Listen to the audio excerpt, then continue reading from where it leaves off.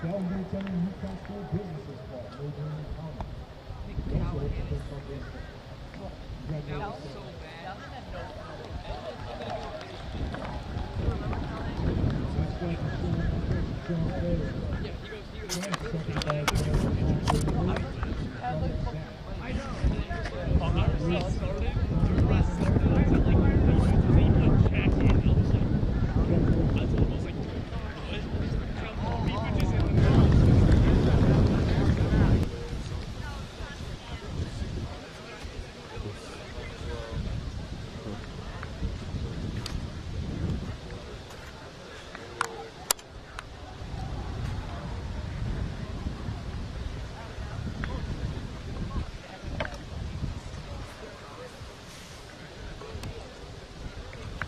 Next up is pitcher and infielder Carter Ivan.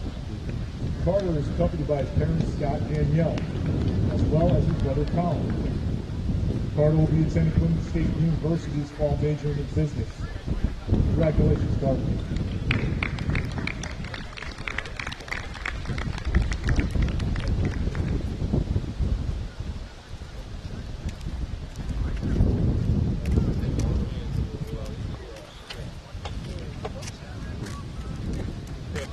Yeah, it's just, yeah, that was there last time. they were very similar.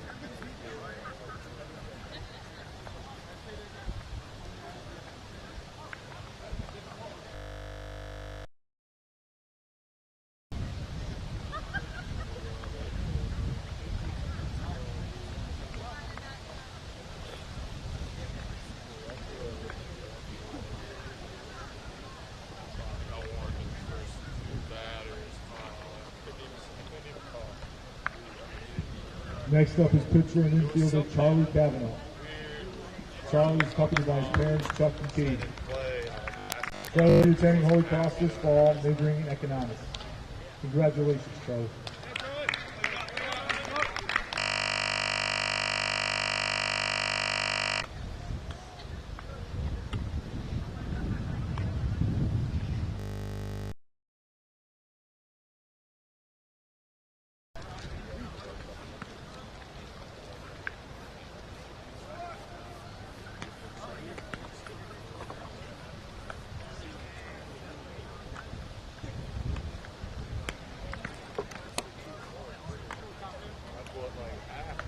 Next is pitcher and outfielder Cam Levine. Cam is accompanied by his parents Rob and Gail, as well as his brother Jack and his sister Kate. Cam will be attending UConn in the fall, majoring in applied mathematics, and is thinking about club baseball. Congratulations, Cam.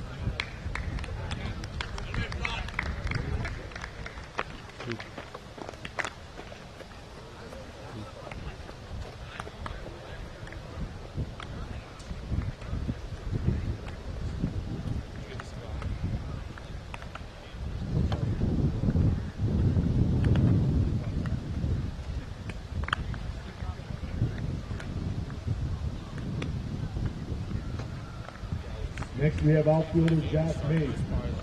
Josh is accompanied by his parents, Jack and Melissa. In the fall, Josh will be attending the University of Rhode Island for a major in community technology. Congrats, I went back and say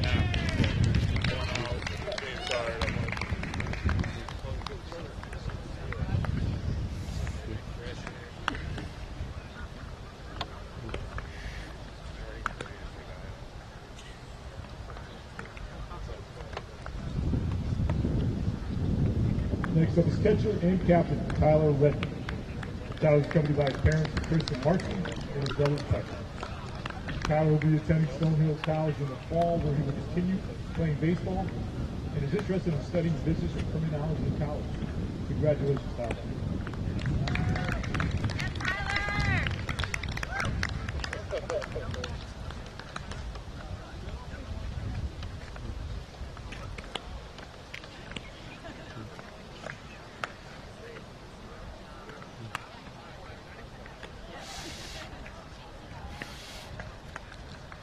Next up is outfielder Burke Reynolds.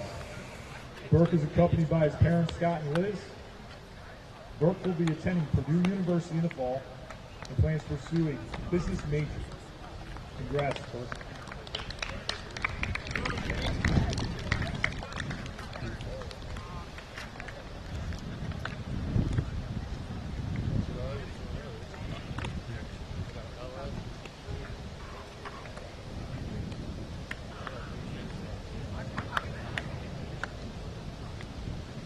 Thank you. Congratulations again to all our Hall High School seniors. Good luck today, Bruce.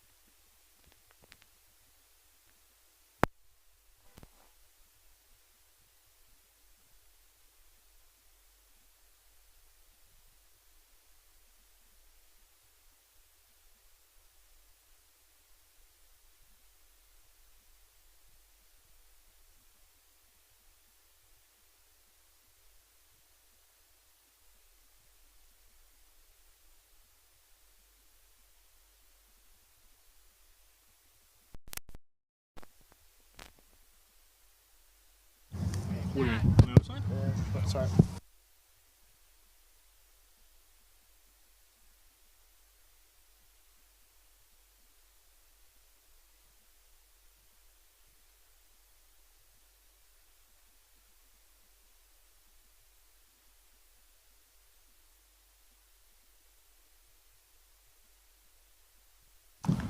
Live here at WHCI at Hall High School, where we are standing next to a couple players and the head coach of the Titans for our pregame interviews. We have Burke Reynolds, Tyler Redden, and Nick Sanford alongside us. And I'm Anthony Altamirano here. And guys, we just want to talk to you about your season. Burke, you had a great weekend. You went 3 for 3 on Friday, and you had a couple of hits on Monday where you won the MVP of the Mayor's Cup. And just talk about what that was like for you. Yeah, no, it was very special. This is my last year playing baseball, so I was excited to go out there and win the MVP. It was a great team game. Took down Connor for the second time, so very happy for that. And hopefully we could keep going through states and CCCs. Tyler, you had yourself a great season. Your team won, going to Stonehill. Yeah. Talk about your season as a co-captain. So, you know, I kind of just strive to be like a leader for this team and set a baseline for all the kids, especially being a young team here. You know, a lot of younger guys just coming into varsity for the first time. Just want to be a good role model, set the tone for the season and the rest of the team. And honestly, I think they've been doing a great job. Everyone's been stepping up and put the piece together. And Coach Sanford, obviously you've had the pleasure of coaching these two this season and last season too, but talk to us about what it means for you to see these guys have successful seasons and then go on, obviously, to the state championship and go on to college and continue their baseball journey. What does that mean for you?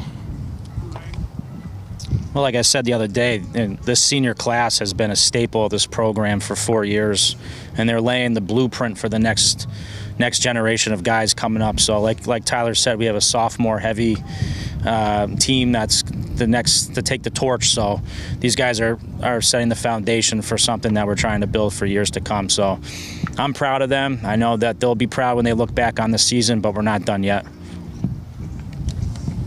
Absolutely. And just one final question for all of you guys. You guys have been amazing at home. 7 wins and only 1 loss to that note. And, you guys have been scoring a lot. You have a run differential of 66 runs at home. What has worked here? What are you guys doing here that has been so successful? And, how have you been able to keep those bats so hot? Well, we take a lot of BP first, which helps a lot. And I think our base running is definitely one of our strengths over the season. Stolen a lot of bases, and we're aggressive, as Coach taught us at the beginning of the year. It was one of our mottos when we started the year, so I'm glad we could do that and do so well so far. I would say, not even at home, but away. It doesn't really matter. As long as, everyone's buying into that game alone, then no one else worries about anything. We just worry about hitting the ball, playing defense. It comes down to a simple game. So when that happens, we win. Yeah, guys are just comfortable playing here. We've had success. We take pride and take care of our field. It plays fast. We know teams may not be used to that, so defensively can put a lot of pressure on them to make plays, and we like to create chaos, like I said the other day. So that's what we look to do. So. Really great. Thank you guys so much for joining us here on the pregame show. First pitch coming up next. You're watching WHCI.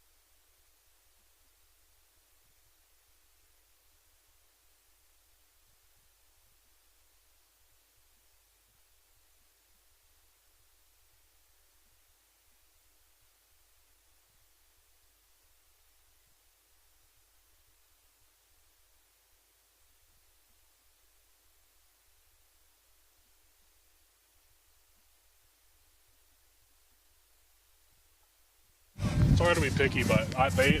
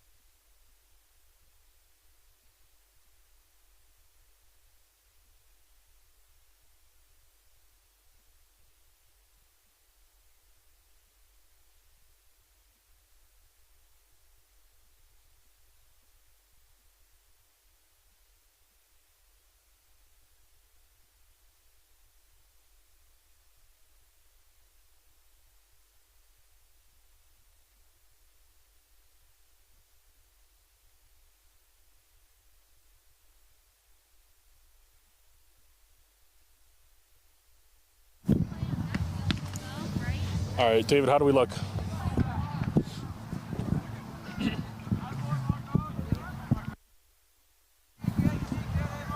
WHCI, this is Anthony Altamirano alongside Carmelo Santos, and this is the pregame show before the Hall Titans take on the Lewis Mills Spartans here on this Wednesday afternoon, a chilly Wednesday afternoon. A chilly Wednesday afternoon, and the Titans versus the Spartans, very gladiator-esque, I would say, today for this game. We have a battle going on, a playoff battle, but the battle has actually been won in that aspect. Right. Preparing for the CIAC tournament upcoming is the Hall Titans, as they have already clinched their ticket into that race, and they look to capture a win at home, their last home regular season game, as a matter of fact. And they've been pretty special at home, 7-1 this season, only the one loss to Farmington by a mere 2 runs. Talk about that. Well, I'll tell you what, we were just talking before we went on air about the 35-run differential. Wow. I mean, that with that type of offensive output, you can definitely tell why these Titans are on a hot streak right now. Some hot bats over the weekend as well at the tournament as that played out. I'm interested to see how that translates to today's game, especially with today's weather. Yeah, absolutely. They've been pretty strong at home, and weather really hasn't been much of a factor as far as chilly weather. We saw some early on in the season, but really it's only been rain or shine here at Hall High School in West Hartford, Connecticut. But really, we're going to talk about that 46-run run differential at home, and 35, you're right, 35 runs run differential during their 4-game winning streak that they're on right now, and that's pretty good for them. That's very special for any baseball team at any level. That means that these guys are really taking their time at the plate. They're seeing a lot more pitches. The more pitches you see, the better opportunity you're going to have, to make a play, to get on base, to help your team out. We actually spoke with some of the players before the game just a little while ago, and they were just talking about how taking their time at the plate, and it's a next man up mentality is what they've had in over the season, especially these last 4 games. Yeah, absolutely. We talked to Burke Reynolds and Tyler Redden alongside Nick Sanford just pregame, and they had quite a bit to say about their success at home, but Redden really enforced the fact that it wasn't just at home, it's been away too. Of course, they played neutral site on Monday at the University of Hartford Fiondella Field is where they were at on Monday during the Mayor's Cup against Conard, but Reynolds, he's had himself a weekend, and Tyler Redden has had himself an amazing year. Reynolds had a real-life PCI on his bat over the weekend. It's almost like he's playing a video game out there, the way the kid's been hitting the ball. And again, and Redden, another amazing season. I really like the way he accredited his younger classmen as well as coming up in the season, and how they want to leave a good Titan legacy is what I got from these 2 guys. And I think what a great way, what a great send-off, and what a great captain that they have in Redden. Yeah, absolutely. Leading by example is what they were talking about. And, well, leading by example they have been, obviously, not only on the field but off the field. Nick Sanford had the pleasure to talk to us a couple times on Monday, and he mentioned that, Redden and other seniors lead by example by being in the batting cages. It's not what they do on the field, but it's what we're not seeing off the field that is really, really setting the stage for these lower classmen here at Hall. Absolutely, Coach. Coach did mention when we were speaking to him earlier about how these guys, they take a lot of BP. They're on this field. They're familiar with the field, the way the ball plays off the field as well. So that shows all the time that you're putting in. You play how you practice. As a former coach, you always say that to your guys. You play how you practice. And these guys are clearly out here putting the time in, putting the hours in. I've also seen them even taking care of the field. So they're definitely at one when it comes to being at home. So I'm very excited for today's game. Yeah, absolutely. Taking care of the field, you did mention. Every game they have been helping out the grounds crew, and that's really special. You can tell it only means so much more to them, almost like the SEC slogan. It just means more to these kids. These are times that these guys are always going to remember, and you're going to remember dragging a rake across the infield with your buddy for years. Absolutely. So. Well, we're going to have first pitch coming up next, but what's a player to watch for you in today's game? I'm excited to see Tyler. Again, his senior night, senior year. He's going to be going on to play at the collegiate level next year. So I'm excited to see his send-off here tonight at home and the last regular season game. Yeah, at home.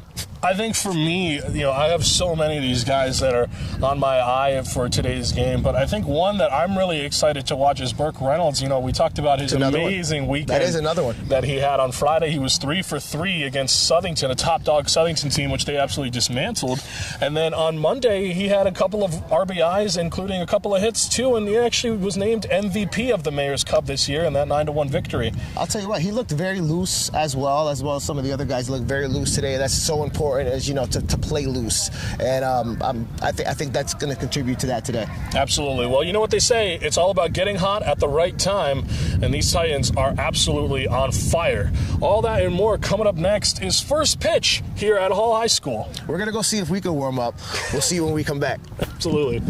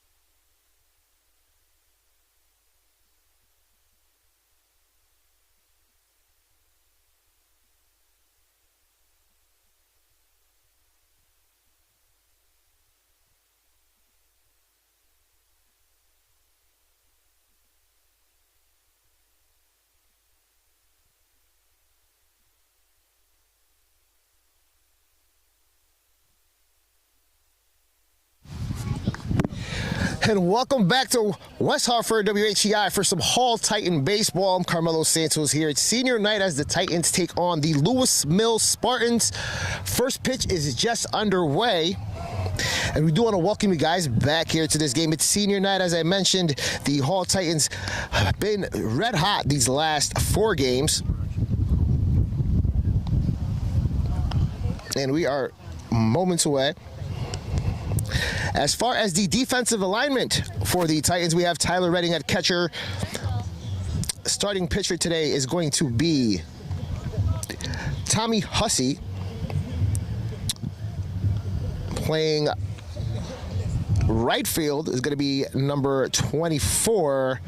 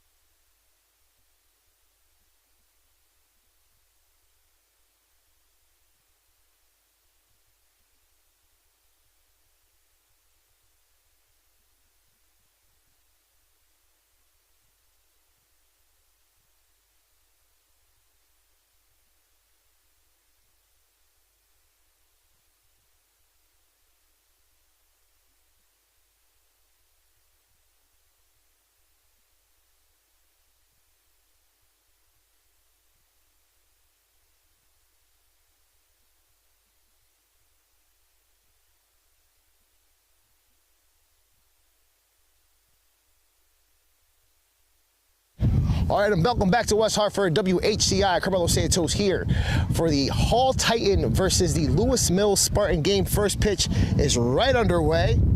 And introducing with me the voice of the Hall Titans, and Arthur Malone. Hey, thanks, Carmelo. We're here at Hall High School, senior night, and we're happy to be here as the Spartans are taking on the Titans in a battle of the gladiators, like you mentioned. Absolutely. And it's a chilly battle of the Titans here.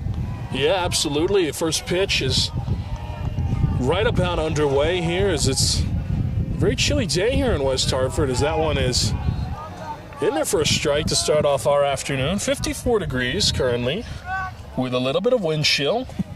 Max Hanawalt on the mound, of course, for the Titans in today's affair, the sophomore. The electric arm sophomore. That's right, that's right.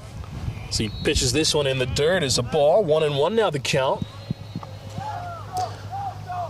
And the Titans and the Spartans are both excited. The twilight era of the season is upon us. This one is fouled off, and absolutely. So we have Tyler Redding behind the plate today for the Titans. Max Panarella, is handling the first base duties at second base. Calvin Sinflone at third base. K.O. Sharkey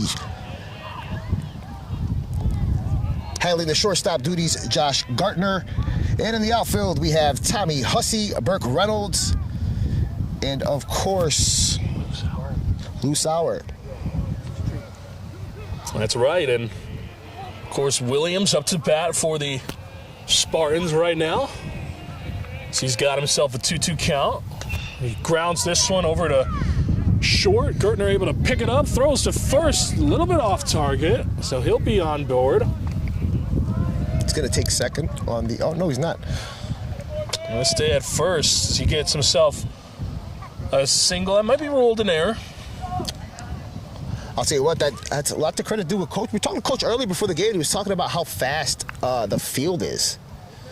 And you can see that clearly played a factor in that hop. Short did a great job getting over there, but the hop when it took off first kind of caught the first baseman by surprise on that. Yeah, of course, and it's a little chilly out here, and it's definitely going to play a factor in today's game. As this one is lined right to Kyle Sharkey. A heads-up play, but it gets past him and into the outfield. He slowed that ball down. That ball had some heat on it. Looked like it might have hit off his glove. Yeah. Oh, yeah. I think what happened was it would have been. I'm almost wondering. He tried to make a play on the ball and was in foul territory. Yeah, maybe try to scoop that up. For the Lewis Mill Spartans, I wanted to give you the lineup here today.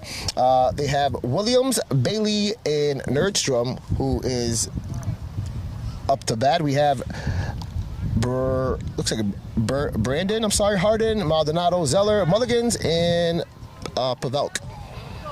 Yeah, and of course, Nordstrom up to bat at the moment with 2 runners on and nobody out here in the top of the first as we look at the field and its conditions. Pitch from Hannawald is inside almost.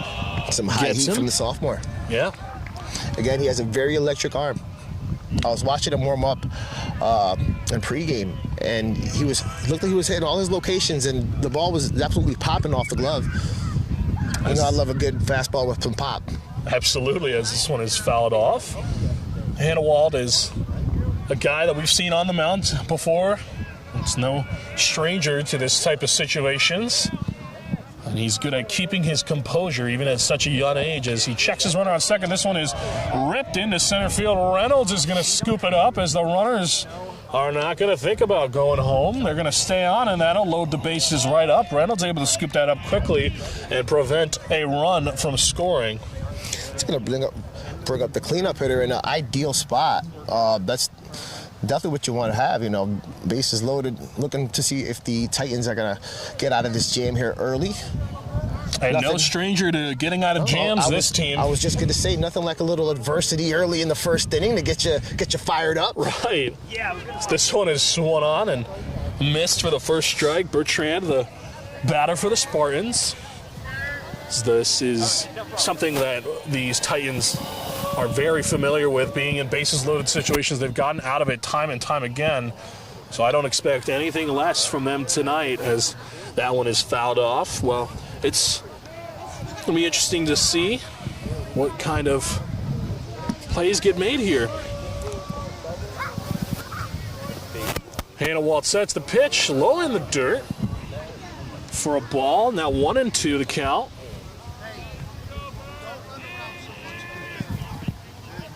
The batter gets set. Hannawald checks his runners.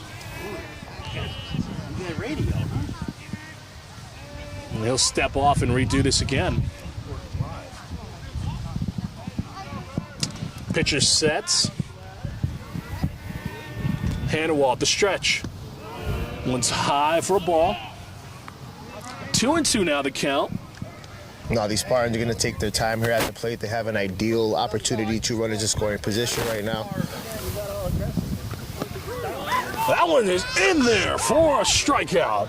Beautiful, beautiful way. That's what you call a tone setter, bases loaded, and you get out of a jam like that. That's going to fire him up. You didn't see much emotion from the sophomore, but I trust me, inside he's fired up right now after just getting that strikeout for his team. Absolutely, a bases loaded strikeout from Max Hannawald. The sophomore keeps his composure, and he's trusting what Redden's calling behind the plate. Redden's been the primary catcher all season long, so he's very familiar with who he's got as his battery mate. As that one is low for a ball. Speaking with Redden in pregame, it's something that he said that they were very focused on showing these younger players the Titan way, and showing them how being a leader. As this one is lined to left, Hussey is unable to make the play. That'll bring in a run. Another one rounding third and headed home. That'll bring in another run. The 2 runs get brought in there as weren't able to stop the bleeding on that one, but it's all right. And Redden, he talked about the Titan way and what it's like to lead by example for these young lower-classmen on his team. One of the co-captains, of course. Redden is. It's all about helping set up stepping stones, and they're a house is built by brick, and they're helping lay those bricks here. Right now, Tyler was absolutely huge part of that foundation at one point, and he's going to go on, to the collegiate level as well. And I'm not going to forget all the things he learned here in West Hartford and played here at Hall High School. Absolutely, you never forget where you started from, as that one is in there for another ball. Of course, Tyler Redden is going to make his way over to Division I baseball, where he's going to play at Stonedale in Easton, Mass. That's so exciting too. I'm sure he's super psyched about that. Absolutely. But right now, he's a focused young man, though. And he's very focused on the here and now as well, and finishing this story here with his compadres on this field. Absolutely, something to prove for these Titans, as that one is in there for a strike. These Titans got something to prove all season long. They look like they have been on a mission. At least they're playing like it. And I wonder what kind of mission that has been for them, as that one is high for ball 4, which will load the bases back up. But really, after talking with Sanford and a couple of the players, it really seems like they're excited, ahead of the state tournament. CIC state championships coming up. Absolutely. The coming weeks. Of course, the CCC tournament before that, but I'm sure it's something every kid dreams about is getting senior year and winning that state championship. So it's always the goal. Don't let any of these guys fool you. That's definitely what they're focused on right now. Absolutely, they're definitely on a mission, and they're guided by each other and their perseverance with what they've got going on and off the field. As Hannawalt sets, the pitch is in there for a strike. Makari, the batter. 0-1 to him. 1-1 to him. 1 out and 3 on. So that one's in there for a strike. 1-2 now. Hannawalt sets the pitch. Swung on and missed for the strikeout. Strike 2. Strike 3. Strikeout number 2. 2 strikeouts for Hannawalt early on, and he has been a strikeout pitcher all season long. I've seen him throw 7 strikeouts in 4 innings right here on this field. So the young arm is not afraid to chase that strike zone. Absolutely not. He's very purposeful with his pitches, and that's such a great trait to have at a young age. Absolutely, as he goes from attacking the strike zone in the last at-bat to right away attacking the strike zone in this at-bat. Strike 1 looking. So that one is just outside. 1-1 now. Malinganis, the batter. So as I said, every pitch he's been throwing is purposeful. I'm assuming right now that low fastball, he was looking to try to entice the guy to hit a grounder and possibly get a ground ball and get out of this inning. Yeah, absolutely. Anything goes, as this is a ground ball. Sharkey slides, unable to get it. Hussey will field it, throwing it in to third as 2 runs come across to score. And now Lewis Mills have got themselves a nice cushion here in the top of the first, but anything can happen. We've seen these Titans come back from way more runs than this. So they do not count out the Titans just yet. It's a lot of baseball isn't won in 1/2 inning. Baseball is won throughout the whole game. These Titans are not strangers to adversity. Absolutely, and we've seen, like I said, we've seen them erupt in many a times this season, as they've scored 10 or more runs in a single half inning on multiple different occasions here at home, and they're really strong at home. They are a 7-1 record entering today, and you said they had the run differential is here at home has been amazing. Right. A 66-23 difference. That's potent. This one is flown out into right field. Sauer is going to field it to make the grab and end this half inning. So Lewis Mills gets the edge early, 4-0 the score after 1/2 inning. We go to the bottom of the first, 4-0.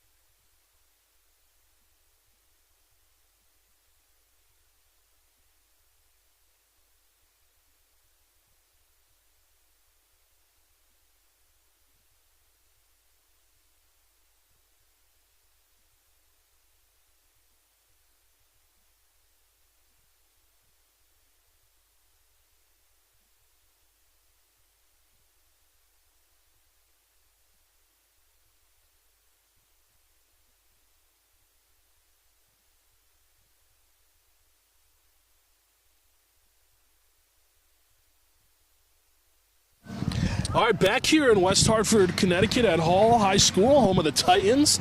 You're watching WHCI, which has been the home of not only the Titans, but the Red Wolves, West Hartford baseball as a whole all season long. And continue to watch us even today. So we have Tyler Redden, the senior and co-captain of the Titans, leading off in a position where he is so familiar. Leadoff hitter, he's been it all season long, and nothing changes here. Hey, how about that? A catcher leading off. When do you ever see that? You don't, but you see it here in West Hartford. That really speaks to the nature of a power-speed combo for a catcher. Absolutely, and as you mentioned, leading off, Tyler Redden leading off for the Titans. Following him is going to be Josh Gartner, Calvin Cianflone, thank you for that one. Tommy Hussey, shout out to Grandma. Max Hannawalt, Jeff Neiman, K.O. Sharkey, Burke Reynolds, and Matt Panarella. Absolutely, and of course, you mentioned family, and family it is, as we were able to speak with not only Nick Sanford, but his father and now assistant coach, Rick Sanford, on Monday at the Mayor's Cup, and that's so special for them, to be able to coach.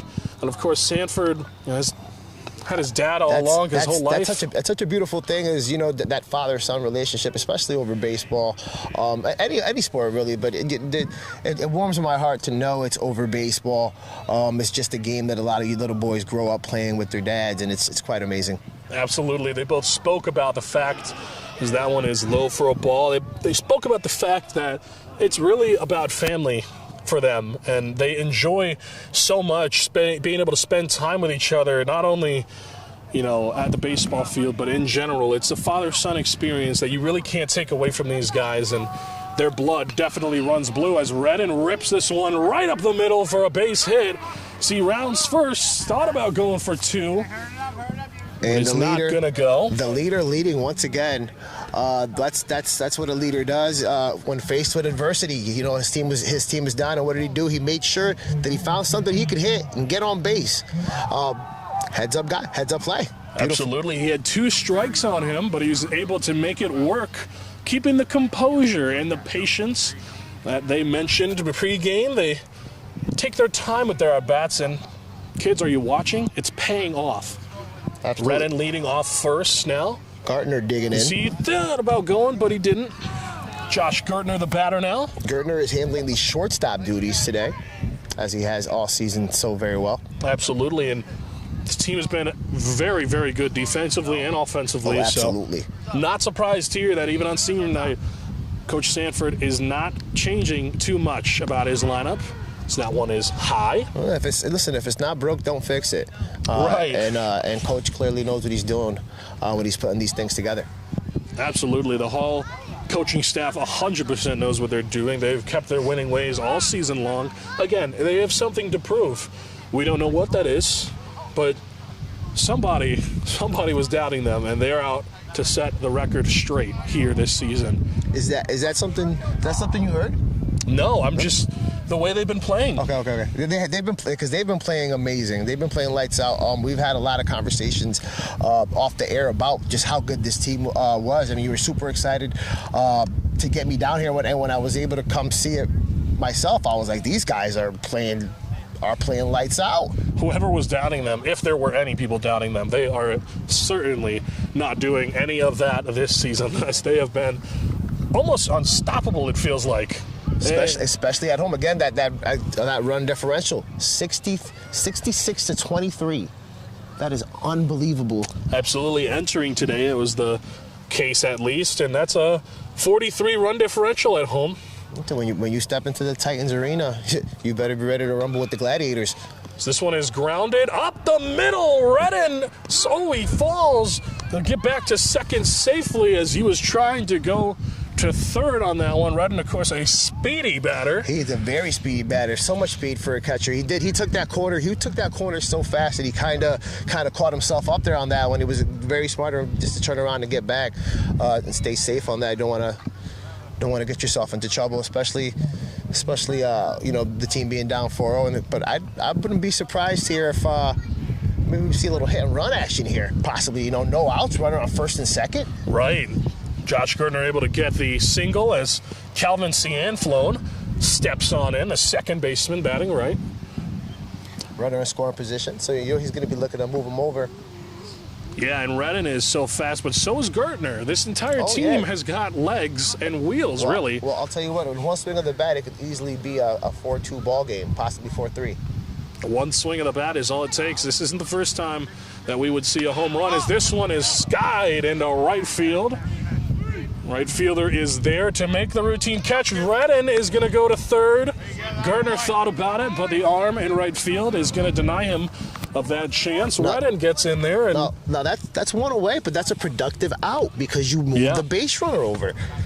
Absolutely, and we're seeing exactly what Stonehill saw in Redden, and that's no question about it. His base running is very on point today. Baseball IQ is so important at the next level. And Redden is clearly showing his baseball IQ. You see Gertner the same way. He thought about going, but very smartly decided to stay. And that's some IQ, too. You see it. It's not only Redden, but it's the others, too, that are very high with their baseball IQ. You know, it's contagious. Hitting is contagious. Showing up to practice on time is contagious. Having good manners is contagious. All these things are contagious, right? And once one guy starts doing it, it's working for him. The other guys start to buy in.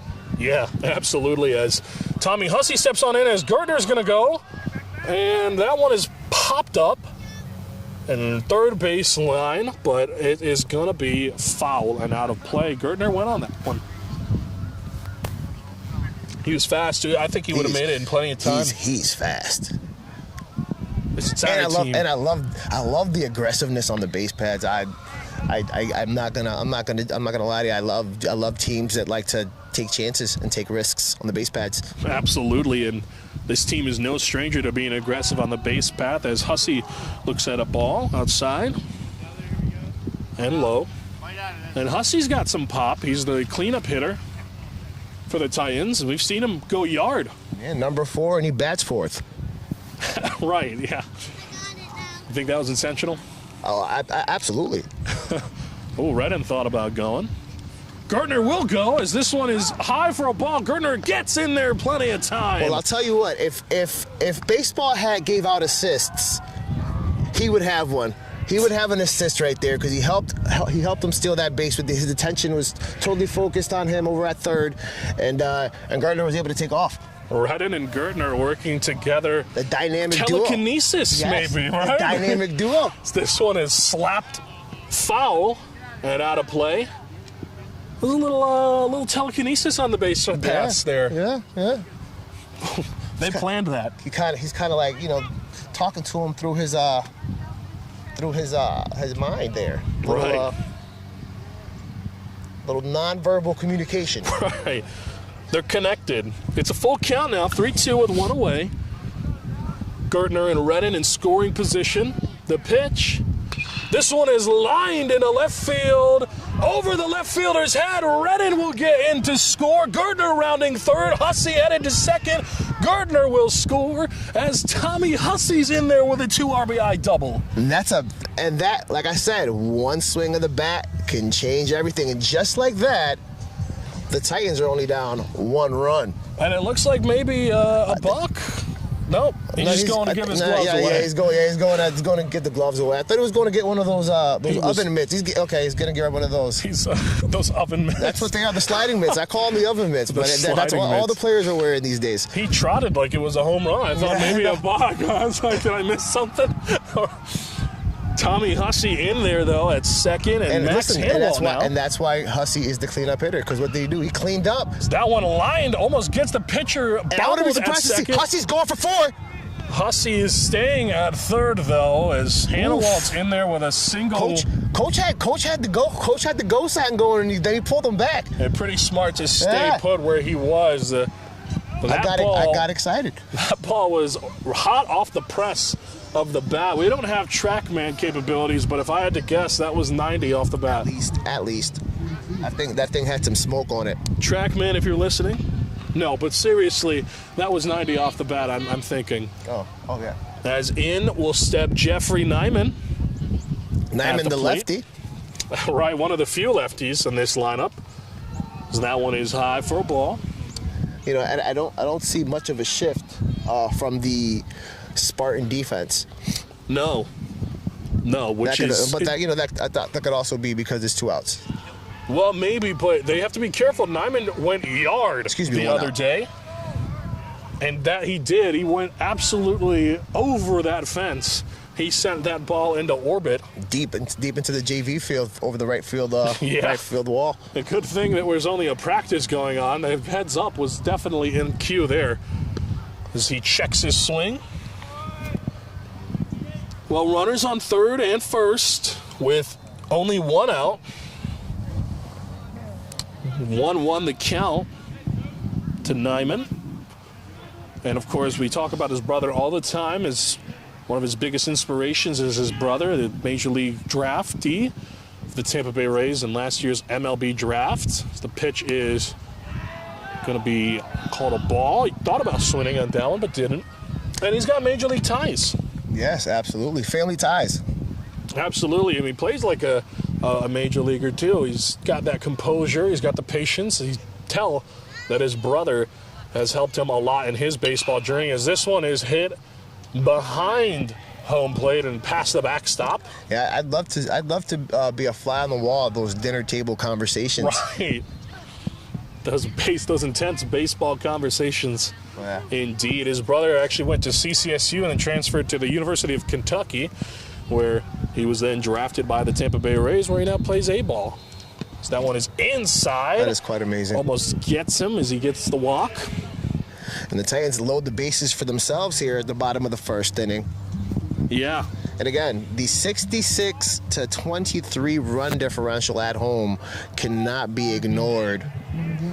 Right, as it's now. It's evident as you can see that these guys are very patient at the plate at home. These guys hit the ball very well here. They feel so comfortable being at home in the batter's box. Right. It's actually now 67-27 of live updates. I was actually trying to do the math in my head for you. I wanted to impress you, but I'm glad you went ahead and got that for us. No, it's okay. The immediate StatCast. It's all in my head. It's quick maths. Is Kyle Sharkey the batter now? He's the third baseman. He's batting right. And he is going to look at a ball. And another one there. 2-0 now to Sharkey to start his at-bat off. As this is it's been a long first inning. Absolutely. But it's been a offensively productive first inning for both teams. And a fun first inning to watch. Absolutely. And that's why you watch us in WHCI. You have fun here. So this one is going to be called a ball. Nope, it's a strike. 2-1.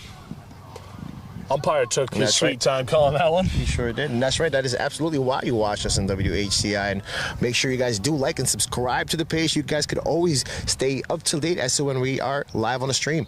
Absolutely. And this one is ripped into left field, and it will get down, but not fair. The wind caught that one last minute. It was fair for a long time, I want to say. The wind blew that one just out of play. We were hanging on it for a minute. That one had a little bit of curvature to it. Yeah. 54 degrees here in West Hartford. It's very chilly. We have some fall weather on a spring day. Right, it's almost June, and we got our hoodies on. Well, you know what they say about the Connecticut weather, right? No, you gotta wait 5 minutes; it'll change. Oh man, isn't that all of New England though? Mark Twain. Yes, that is all of New England. Absolutely all of right. New England. It's actually, pretty chilly for a day like that, and gusts of up to 16 miles per hour with wind chill of 10. As that that's one gonna is walk and run it. Yeah, that one's gonna walk in a run. He draws a walk and brings just like a run. that.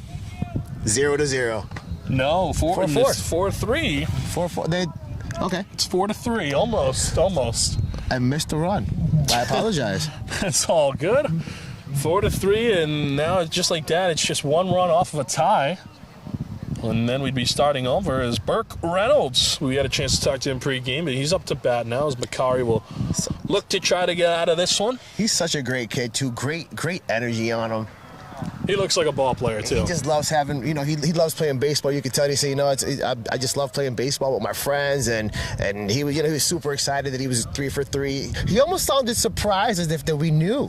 Right. He was like, these guys have stats. They've got it right there. So that one is outside for a ball. They looked all shocked almost. Yeah. But you know what? It just shows that they're having so much fun playing the game. They're not worried about accolades for themselves. It's a team game, and they're looking to win this thing together. Yeah, we got all the stats on WHCI's. That one's in there for a strike, and that's why you watch. It's for the quality, really. They play great baseball. It's for the quality. We do the stats here. Yeah. That we do. We love baseball. Right. We do love baseball. I talked about, the New England aspect of baseball last time out, as that one's a ball, and kind of how this is a state a little bit divided by rivalries of baseball. A lot of Red Sox and Yankees fans in this state, and sort of a slash right down the middle, if you will. Red Sox, Yankees, Mets. Get them, yeah. And a couple Pirates fans, believe it or not. Yeah. That one is in there for a strike. Now full. And of course, the Yankees and the Red Sox had their way with the Mets over the weekend. They sure did. Mets went from one of the best teams in baseball to head scratchers real fast. I was very sure to text my grandfather-in-law when Juan Soto struck out. I am a huge Yankee fan. So. As am I. As Reynolds draws the walk and brings in another run, we're starting over. Okay, I was going to say, is it time now? That's the cue. Right. We're starting over here to West Hartford. As they're going to take a mound visit, but we're going to stay right here with you. We're not going anywhere just yet. The Yankees, Juan Soto, his return to the Bronx. Yeah. First time since signing with the Mets, the $750 million man has been really unimpressive this season. He went 1 for 10 in 3 games against the Yankees over the weekend. Yeah, I mean, listen, he was the Yankees fans and the bleacher creatures, who I love, always have. Every time I go to the Yankee game, I try to sit in the bleachers. They turned their back on Juan Soto. I think it was very symbolic, and it was the theatrics. The theatrics at Yankee Stadium are always great. But we don't hate the Mets. I don't hate Juan Soto. We don't hate the Mets. It's a little brother, big brother rivalry. It really is. It really is. It really is. Now, if we were talking about the Red Sox, we never want them to win. We could get into it with the Red Sox, but no, Juan Soto 1 for 10. He had 4 strikeouts over the weekend too, and no extra base hits at that. It was a disappointing series for him. He completely disappeared, and the lights were definitely too bright for him over the weekend in his return to the Bronx. And I'll tell you what, the Yankees showed up though. The Yankees absolutely showed up.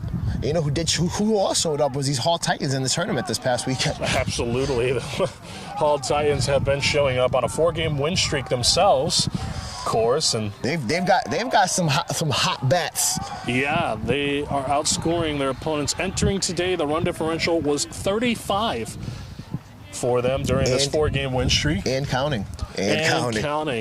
As it's still 35 for the run differential, as that one is low ball. It's Matthew Panarella, the batter for the Titans. With the bases loaded, got Jeffrey Nyman on third, Kyle Sharkey on second, and Burke Reynolds on first. 2-0 the count here in the bottom of the first, with 1 away still. Macari the pitch. Panarella pops it up. Watch out for us over here, because that one is going to land foul. I almost made a play on that one. Our producer David almost made a play on that one. I saw. Heads up, get your glove ready, David. All right.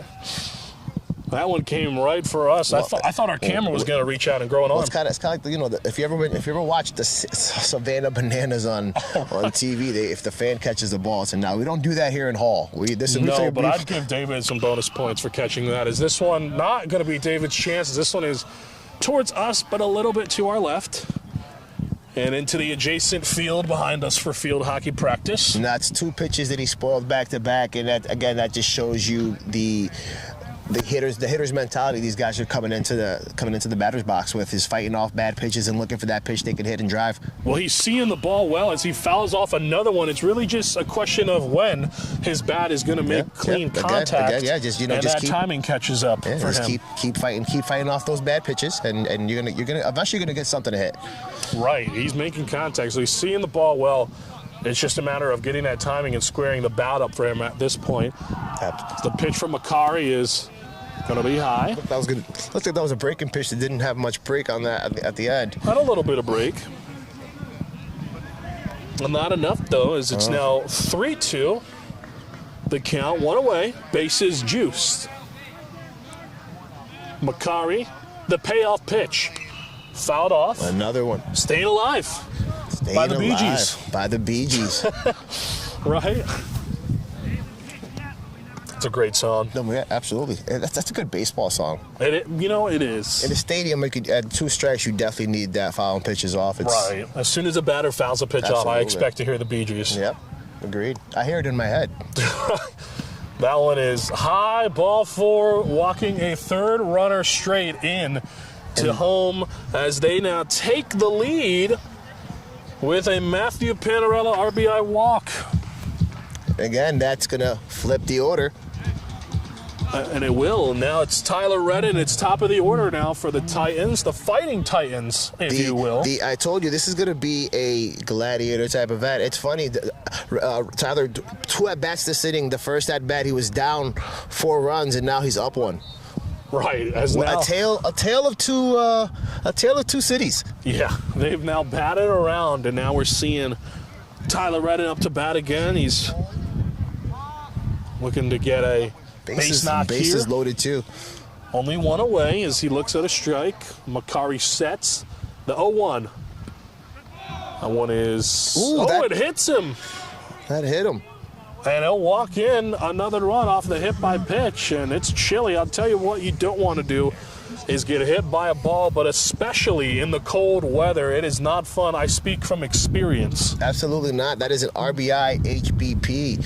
A couple weeks ago, Tyler, against the Bristol Central game, had a game-winning RBI HBP. That's right, he did.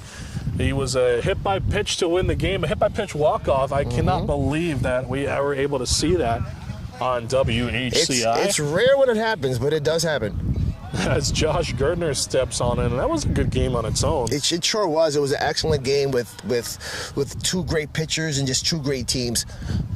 Absolutely, as Makari and Gertner facing off once again. 1 for 1 today, Gertner. That one's in there for a strike. Gertner thought about that one and kind of said, no. He's being patient. They talked about the patience pregame. He's waiting for his pitch. So he gets set in the box. Makari checks his runners. The stretch. Fouled off behind the plate. And back into the trees behind home plate. And these young West Hartford Hall Titan fans doing us a great service in getting these foul balls. Right. I think that's what they enjoy the most is when they come to these games, is chasing down the foul balls. I know when I was a kid, we used to go to the games and chase down foul balls, where we'd take tennis balls and throw them behind the dugout. That's what you do when you come to the ball games. You know, when you're a kid, everybody wants to bring home a ball. As this one is hit right back to Makari. He throws to home for the force to first. And it's safe. The speedy Gardner gets there. Yeah, Gertner able to leg it out as the double play to no avail. It was the first baseman, Bertrand, who was just off the bag a little bit. Fortunately, is Macri with a great heads-up play to go to home to cut off the lead run for the Spartans. Control was just a little off, kind of pulled the first baseman off. Right, yeah, Makari with a heads-up play there as this one is lifted into left field, going back at the track and caught on the warning track. I tell you what, I thought that had a chance. It definitely did. It definitely did. Cian Flown flies out, but not before the Titans score 6 across the plate. You're watching WHCI.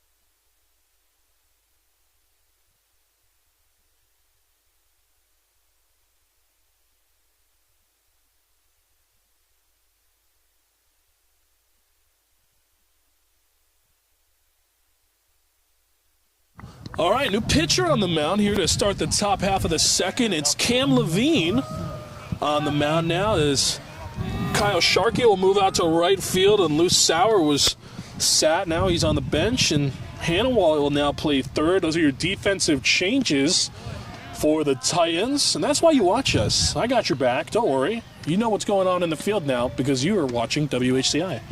Thank you, Anthony, for that. Absolutely, as Williams is now the batter for Lewis Mills. Got the senior arm on the mound. Right. Senior night. He deserves night. it. Absolutely. And what a special night it is. I love senior nights. I remember my son's senior night. I had the privilege of calling the Hall softball girls' senior night the other day. That's right. Yeah. In their victory. And it was another great game. And you see the family around, and everyone's just proud of their child and of all their accolades and accomplishments. And it's nice to see. Look at that. Williams skies this one into left center field. Hussey able to square away and grab it. Hussey had a great beat on that ball. Yeah, he did.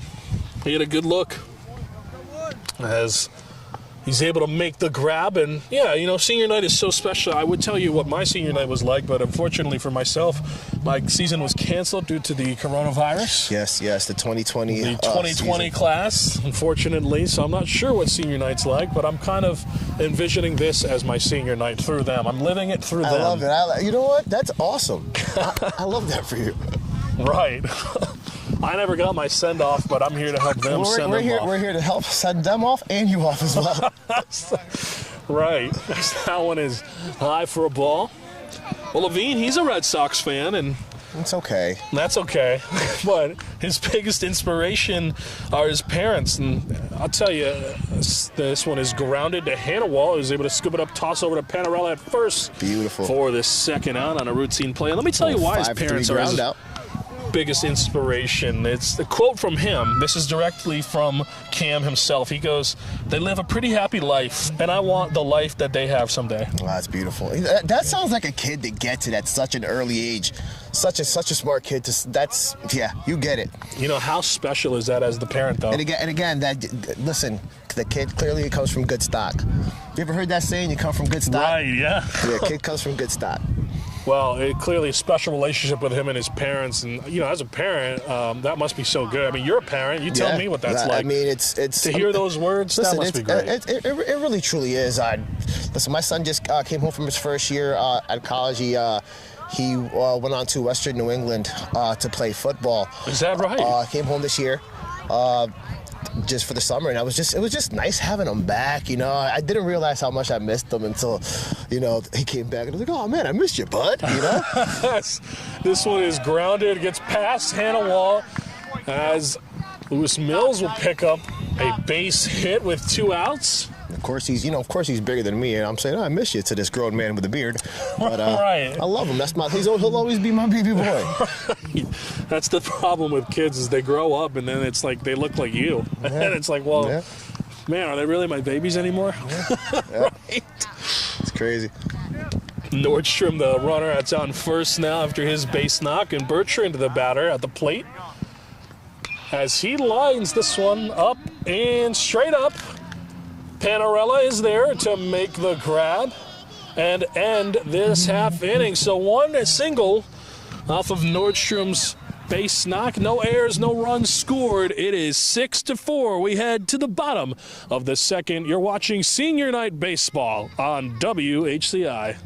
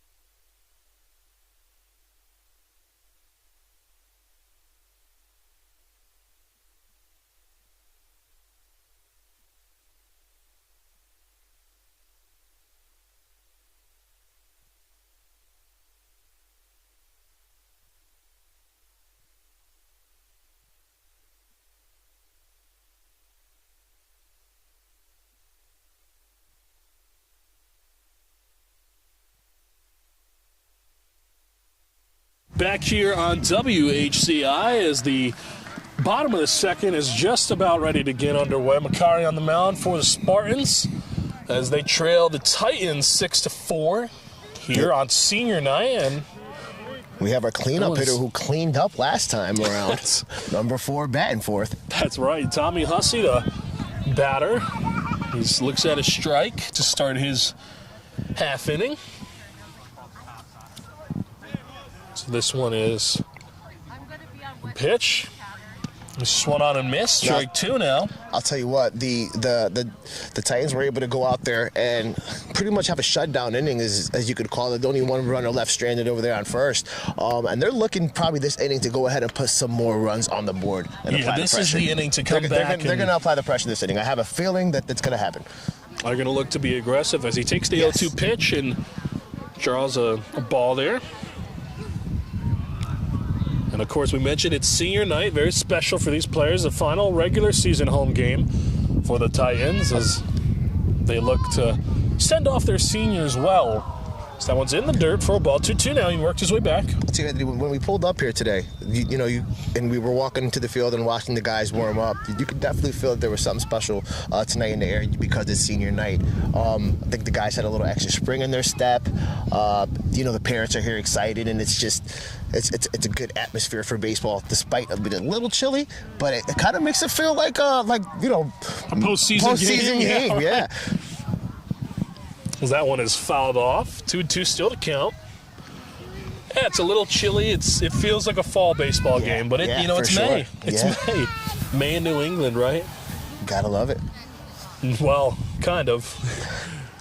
As this one is going to be in there for a ball. Bottom, as it's now full now. 3-2. So he went from an 0-2 count to a 3-2 count. So he saw fought off a couple pitches. So he saw an additional 4 pitches after being down to 2 strikes. That's great patience at the plate. Yeah. This one is going to be swung on and missed as Hussey goes down swinging, but a great at-bat, and that works the count up. Listen, anytime you can see more than 7 to 8 pitches, it's a great at-bat. Getting up that pitch count, and he saw a lot of stuff. Next time around, he's going to have that in the back of his mind to have a record, like a scouting report. Right. Get that pitch count up as Macari, the pitch, is in the dirt for a ball. Max Anawalt, the batter. So he's going to come grab the ball himself. And Macari about to throw his 60th pitch of the ball game. And you have to wonder how many pitches are left in the arm for today. Well, not too many, as they can't really go more than 100 as CAC rules say so. Now, is it 100 per game or is it 100 per? I don't know the exact number. I'm not a rules analyst, but it's around the 100 mark. That's definitely something the coaches manage. It's in a game, yeah. Yeah, I'm pretty sure that's because I remember when we used to do tournaments, not in the CIAC, but we'd have to manage pitch counts and stuff for the guys and the girls as well. That's right, as this one is outside for a ball. And it's just so important, and it's something that they didn't focus on a lot back in the day, but and now you just see with the evolvement of baseball is just keeping track of those pitch counts and those young arms. That's right, 2-1 now to Anawalt. So he grounds this one to second. Second baseman scoops it up and just beats him by a step or 2. That was a hard hit ground ball. Yeah. For the first out. Yeah, they used to say, they didn't want you throwing curveballs before you were 12. Really? Yes. Well, we had there was a good documentary not too long ago about Nolan Ryan. He's transferred his famous knuckleball to somebody a younger arm. Yeah, it was a girl in Little League, and she had the family knuckleball. Wow. It must have been 12 years ago now. Nolan Ryan was one of my favorite pitchers when I was a kid. Right. Not to date myself, but he's a legend. He is a legend for sure. Jeffrey Nyman, the batter now, as he comes in and looks at a strike. I'll tell you what, he was definitely in the tail end of his career when I was a kid. So. Really? Yeah. Oh yeah. It was like 93, 94, and I remember him having a great year for the Rangers. And I think 92 maybe. So that one's in there for a strike. Well, speaking of history, we talk about the Knicks. They were able to get into the conference finals for the first time in 25 years. But can I tell you something that everybody should know? Because I think it's a little crazy. It's the last time the Knicks won the NBA championship, Willie Mays was playing his final season of baseball. Wow. That is super crazy. Now, what I didn't know is that Bronson's dad, am I pronouncing his last name right? Is it Bronson? Jalen Brunson. Jalen Brunson's dad also played for the Knicks the last time He did. that they were in the playoffs. So how the conference crazy is finals, that? yeah. How crazy is that?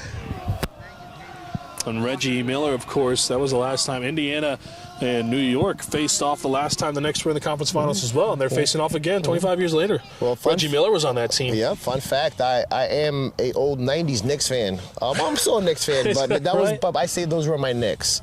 And Reggie Miller definitely put us to sleep quite a few times. Here's the 2-2. Swung on and missed for the strikeout.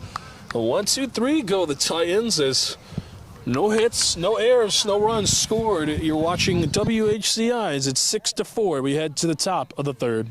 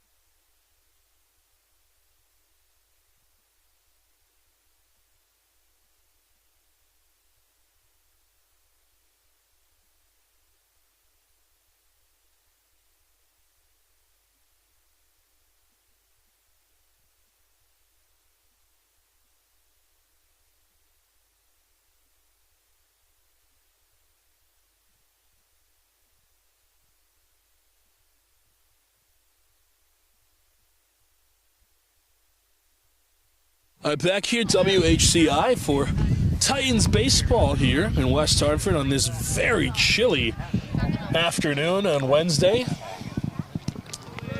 As that one is going to be outside for ball. Cam Levine on the mound. Number 10. Brady Hardy.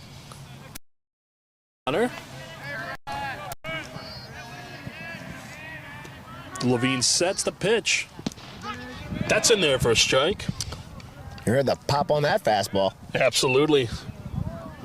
Tyler Redden behind the plate for the Titans as Levine's battery mate. That one is in there for a strike. Redden is committed to play D1 baseball at Stonehill College in Easton, Mass. He's also a Red Sox fan. He's played baseball for 13 years, and his brother Tucker plays at U-Heart, where we were on Monday, and so was Redden. It's 2-2 now. Great tournament over there. Oh, okay. I was gonna tell him to come back. No, don't waste your steps. This one is skied way high and into foul territory. Right on the batting cages over there behind left field over there, on the right left field line. I wonder if the little kids will go grab that one. I bet you they do. I bet you Everybody they want comes to. to the game Looks to get a ball, but their parents probably know better. It's a little too cold. 3-2 now. The count to Harding. So he swings and misses at the pitch for the punch out. And very heads-up play by Tyler here, throwing down to first base just to make sure that he didn't take off on the drop third strike. That was great. Yeah. Another strikeout. That's the Titans' third of the game. Cam's first. The pitch is tipped foul, back behind the backstop. Strike one. Maldonado, the batter for Lewis Mills. Spartans a little quiet now after the big first inning. Looks like the Titan defense and the Titan pitchers settled down a little bit and got things under control. Moving on. Right, they settled in for sure as both teams are now, figuratively speaking, warm. That one is low. 1-2 now the count with one away. And of course we say that because it is windy and chilly, and these kids, some of them aren't even wearing undershirts. I mean, this one is lined into center field, back at the track, at the wall. Reynolds is there to make the grab on the warning track, and that was a loud out number two. That was a loud and long out number two. And just to give you an idea of how deep center field is, about 400, I want to say? That center? That's about a guess. I'm going to say 400 feet. The center fielder had to reach back to make sure that he didn't run into the wall. That ball was hit super hard. Well, Reynolds is a speedy center fielder, but he's also a great defensive center fielder. And he's been their guy all season long to play in that position.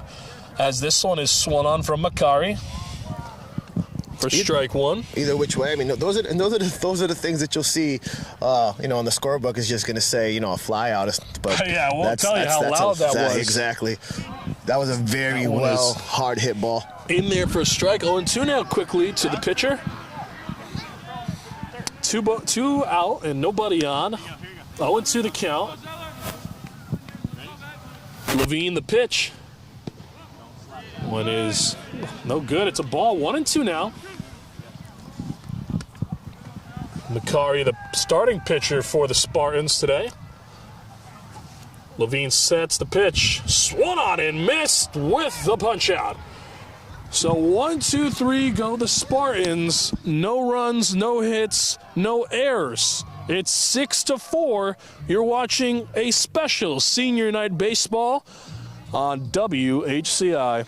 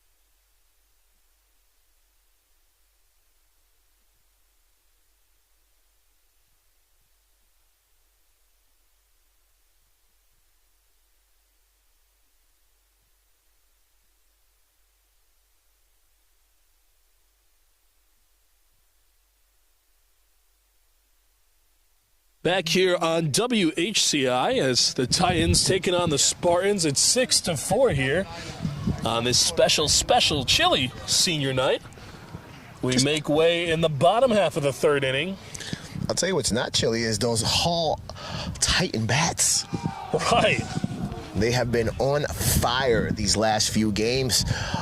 They got their bat warmers on. You bring out the hand warmers. They're not on sale anymore. Full price for today's matchup as Makari is still out there on the mound for the Spartans. And, well, it's Kyle Sharkey at the plate as he lines this one into left field. And fair as he rounds first, headed to second. Left fielder scoops it up and tosses it in. But Kyle Sharkey starts his inning with a double. And a nice two-bagger to get the party going.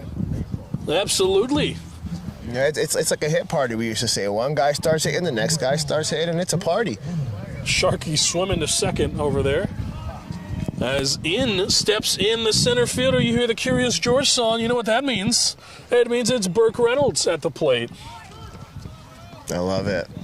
I love that he uses that Curious. I forget now, the name of that song is spacing me right now, but I love that. It's a nice tune. Of course, famous for being in the Curious George movie. Good man, it might be like 8 years ago now. Well, maybe 10, honestly, maybe more than that. As Reynolds is out here with a 1-0 count. Makari will toss over to second. Keeping an eye on the shifty Sharky. Absolutely. You don't want him to swim away. Right. Sharky is a threat to steal, as is anybody on the Titans roster. Sharky's somewhat of a predator. Like an apex predator. As this one is low, it's the dirt. Sharky thought about swimming away, but he doesn't. Hey, you know my what are you shooting on? Camera. And I'm getting weird looks from our producer. He doesn't like the swimming away jokes. He's not a fan of the puns. We're being too punny. I'll tell you what, nothing would swim right now would freeze. Right. The pond is frozen. The water is cold. Do not come in. The pitch is in there for a strike. 2-1 now to Reynolds. Reynolds got a runner in scoring position, looking to go ahead and add another one to the tally here for the Spartans. He's having himself an absolutely amazing week. Won MVP on Monday in the Mayor's Cup. He knocked a couple of base runners in that day as Makari checks on the runner, nothing doing. And then, obviously, last Friday playing top dog Southington. They went 3 for 3 in that game as the Titans made their way in a comfortable victory. I'll tell you what, over Southington. Any victory over the Blue Dragons is one to be not to be taken lightly. That's always a great ball club. Grounded, there'll be no throw. That's right, the Blue Knights, they were pretty aggressive, but nothing to come of it as Reynolds gets himself on base again. I'm telling you, the guy has a real life PC high on his bat. If you ever played MLB The Show? Absolutely. So you know what I'm talking about, the PCI? He's hitting. He's seeing it well. He's seeing the ball so well right now. He's playing on rookie difficulty right now as he makes his way to first. Sharkey over there on third. They got runners on the corners now. This one is in there for a strike. Matt Panarella, the batter for the Titans, as he's going to look to bring those guys in. And yeah, Reynolds is having himself a weekend. It seems like every time he's been up to bat, he has yet to not be on base. He gets on at some way, whether it's a walk or a hit, or he scores a RBI as he runs. And this one is ripped into center field. It's a gapper, you're right, as rounding home will be Sharkey. Reynolds making his way towards home as Panarella's in there with a double and 2 RBIs on top of it. 2 RBI double for Matt Panarella. Second double of the inning by the Titans. A leadoff double. Then we had the single, and now another double brings in 2 runs. And Burke was going on that, by the way. I think the hit and run was on. Burke was going. He was going to second regardless. Had a great jump. Of course, you know, from first to home on that, showing the speed. Looks like we're gonna have a conversation on the mound here. Yeah, mound visit, and Reynolds was running like he had a fire chasing him or something. He's got wheels on those shoes, that's for sure. He was running around the base paths like he had dinner plans afterwards. Absolutely. He's got somewhere to be. I'll tell you what, wherever he was going, he wasn't going to be late. Right, he was on his way as he was soaring around those bases, and he was able to go all the way from first to home on that one. And wow, scored 2 runs there, Matt Panarella. Little 2 RBIs as we're going to have a pitching change, and we're going to do it here next. It's 8-4. We'll be right back with a pitching change for Lewis Mills. You're watching WHCI.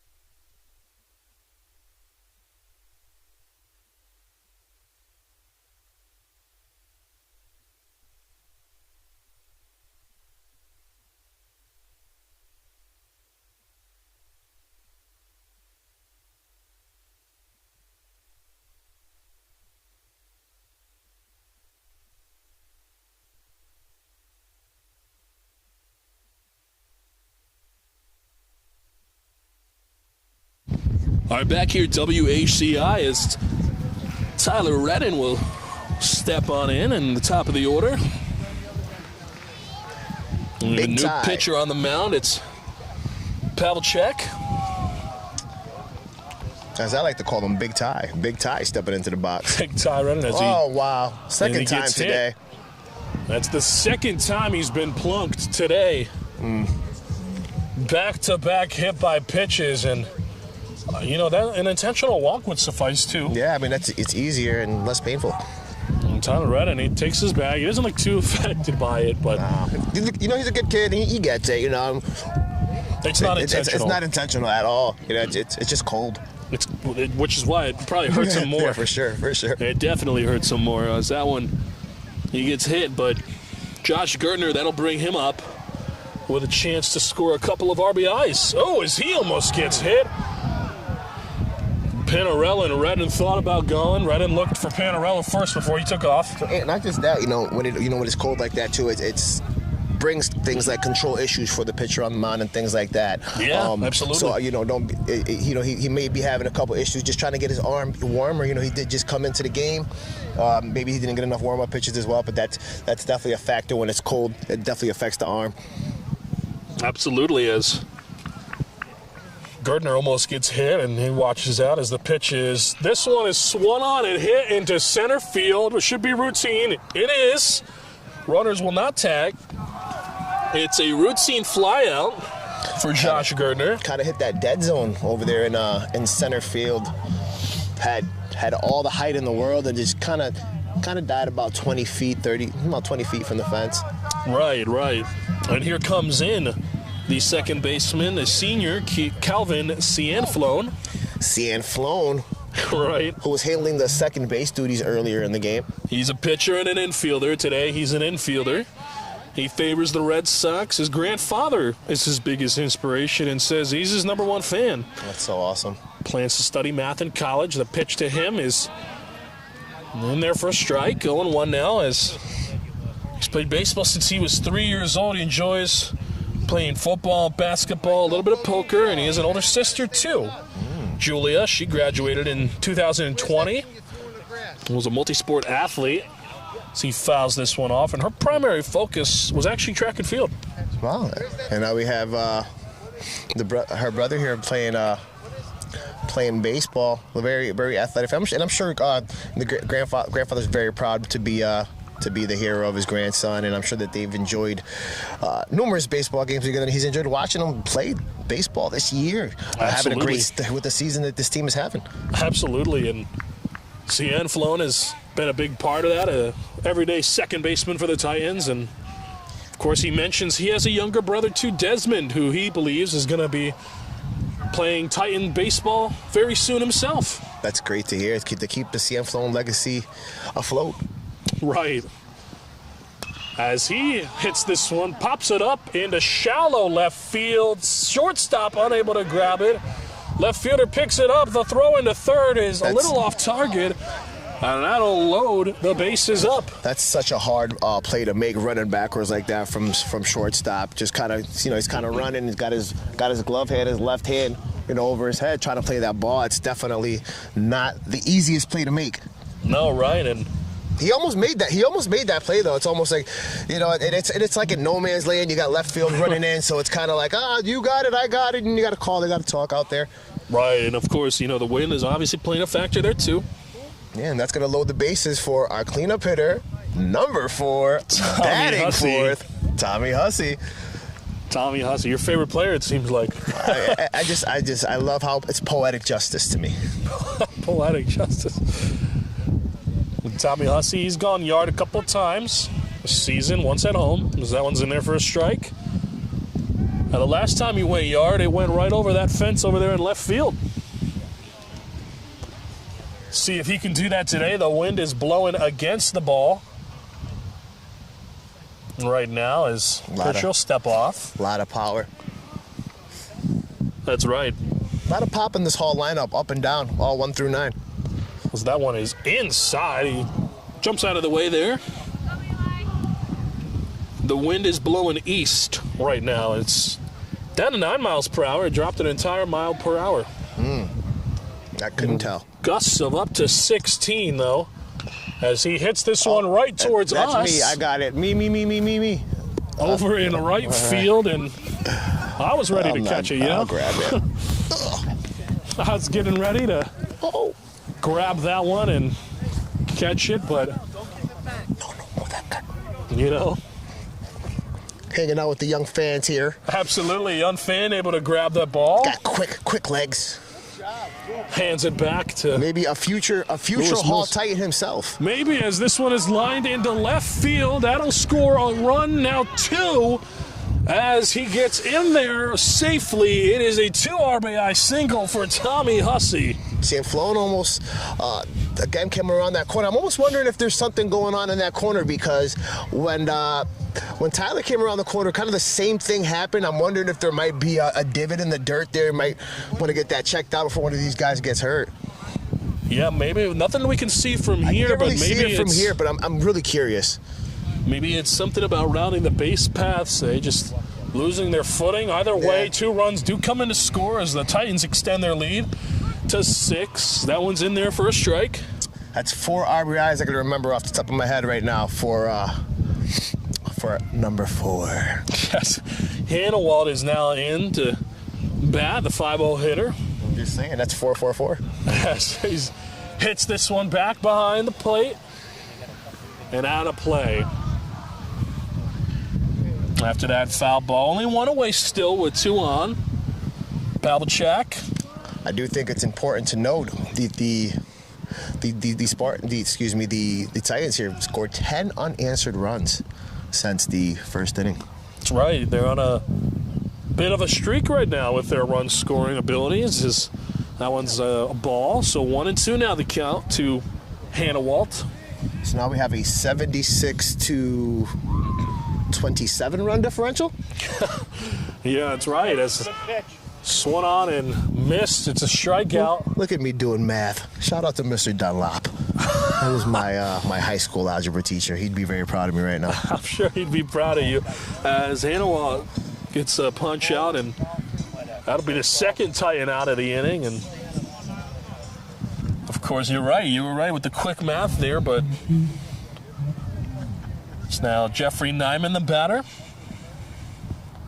Nyman, the lefty, of course, in the lineup. It's always important to have a left like that. Guy that can hit the ball, and just give a different point of view. In there for a strike.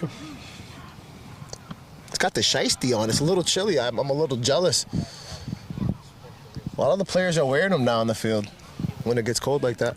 Do you know the live run differential, though? The live run differential? No. I'm excited to know what this is. It's 49. At home this season as that one's inside for a ball. It's 49 is the live run differential. Wow. We update those stats for you right here. This is only, you can only find high school baseball this well produced on WHCI. Find me a station that does better, and I'll find you a reason to watch. I'll wait. That one's in there for a strike. Oh, wait, is that what you said? Hey, you know, you do a great. You do, guys. The station, you great job is knowing all these stats on these kids who work so hard throughout the season too, and I'm sure the kids and the parents enjoy it as well. You know, it's just a testament to how talented these guys are. I know they do, as this one is grounded. The toss to first on a routine ground ball will end this half inning, but not before a couple runs come in to score, courtesy of Tommy Hussey. As the score is now 10-4, your Titans lead by 6. We head to the top of the fourth. You're watching WHCI.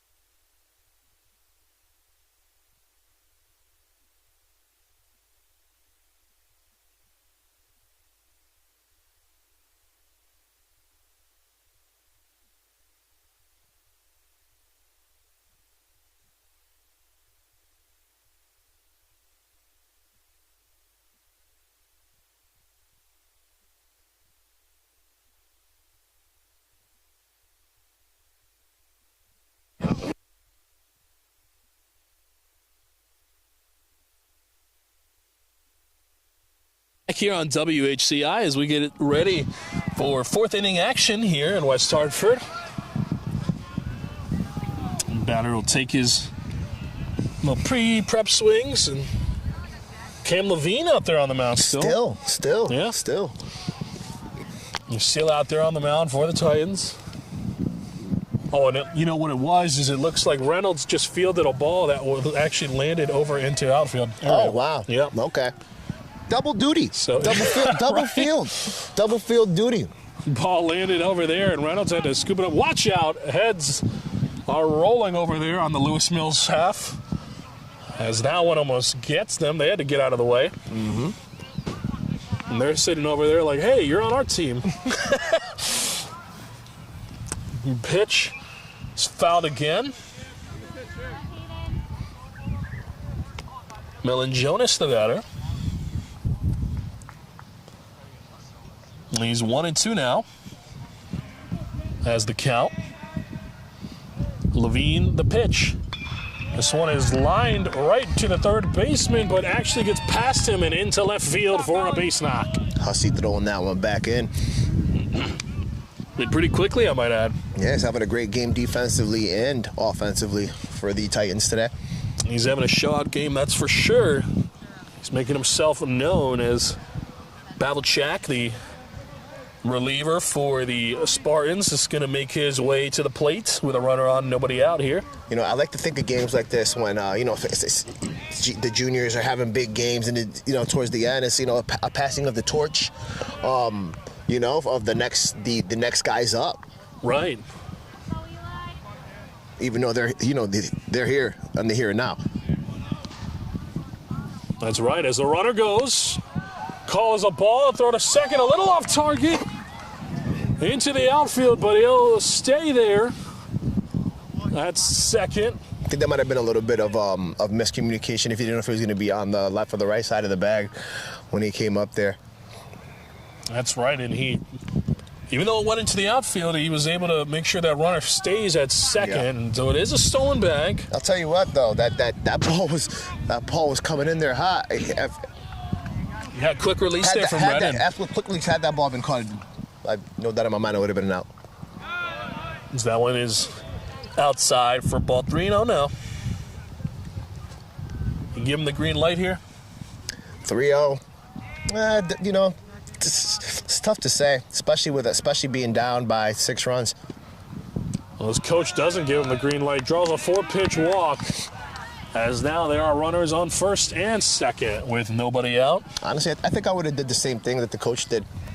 Let's see if we could catch a break. Walks as good as a hit right now. We're down 6 runs. Let's get some base runners and try to create something right now. Like I said, we were talking earlier last inning that, you know, it's been 10 unanswered runs, and looks like maybe the Spartans heard me and they're rallying. Yeah, not a lot of coaches give that 3-0 as that one's in there for a strike to Williams, the leadoff hitter, and I think this is the most action they've had on the base pad since the first inning. That's right. If I'm not mistaken. But good to know that not a lot of coaches do give that 3-0 green light, and that's a trend that continues as this one is again hit in our direction and over our heads. Yeah, I'm not even going to make a play right on it. Behind us, good. As that one is going to be fouled off. And we're getting a lot of action over here in the right field area. Should have brought a glove today. Yeah, man, I could have tried out for the team. Right. I don't know. I'm the 4th outfielder. I'm that 4th man. That one is in there for a ball, throw to first. Actually hits the batter. Runner will go to third. Such a heads-up play by Tyler. A runner able to make his way to third on that one as Pavlicek was hit by the ball. Just checking on him to see if he's all right there. Right. You want to make sure that was... Panarello was just asking him, hey, my bad, and he was like, hey, don't worry about it, bro. It's, you know, love to see it. Sportsmanship is never going out of style. Right. His time is called here. Williams with a 1-2 count. Swings and hits this one tipped behind the plate or a foul. Matt Williams now 1-2. The count to him, nobody out here. They're looking to keep it that way as the runner goes. The throw is not in time, and it was a ball as the call. But looks like a balk, maybe. The Spartans. No, I don't know if it was a balk. But he went to take second. Which Redden made a great throw. Then they quickly went and threw it on to third, and there was a pass ball. Maybe catcher's interference. Yeah. I'm gonna see if I can get a closer sound bite. Some type of interference there, that's for sure. It was unclear what that was, but the result of that is 2 runs actually come through to score, and we'll have a mound visit here, and it was definitely some type of interference. Balk or pass ball? Balk or pass ball? Balk or pass ball? I threw the ball out of play. Out of play. As the ball, yeah, there's the official call from the umpire. The ball went out of play, resulted in 2 runs being scored for the Spartans. Yeah, being aggressive on the base pads. They're trying to make something happen, the Spartans right now. So you could kind of see, the Titans haven't seen a base runner in a couple innings, so, and they're excited. It's senior game. So they kind of want to try to settle things down, not throw the ball around. And I'm pretty sure that's what Coach came out there to say. Hey guys, we play our game. We don't play the game that anyone else dictates us to play. We play Titan baseball, and that's the baseball we're going to play today. Right, and why change anything? They've been playing so good all season long. Why change anything? What is a couple runs to them? At this point in the game, it's now, of course, 6 runs for the Spartans as they still trail by 4. As 2 runs did come in to score. That's also going to initiate a pitching change for us. So. Pitching change. We'll be right back as Alex Rebors takes the mound for the Titans. You're watching WHCI.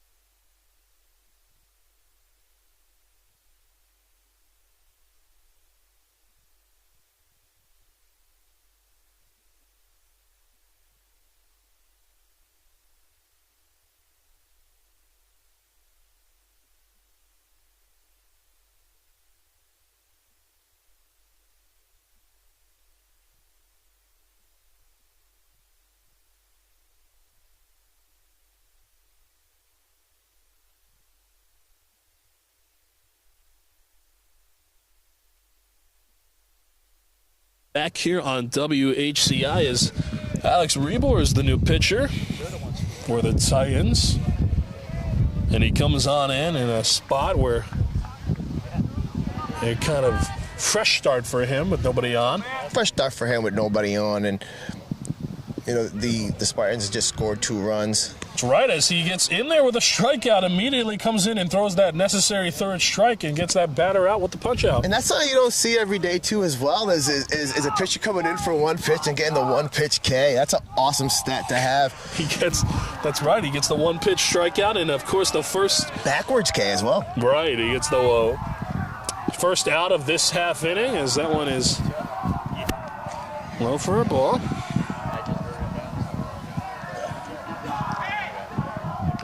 Some action behind us in the JV game. Lots of Titan baseball action going on all over the field, all over the complex. Absolutely. And it sounds like it's good action for the Titans. Braley, the batter at the plate. And cheers are all over. The pitch, swung on and missed. He swung out of his shoes on that one. Big cut on that one. Yeah, he was looking for power. I think this is a situation where you don't want to try to eat the whole cake in one bite. Take a little spoonful.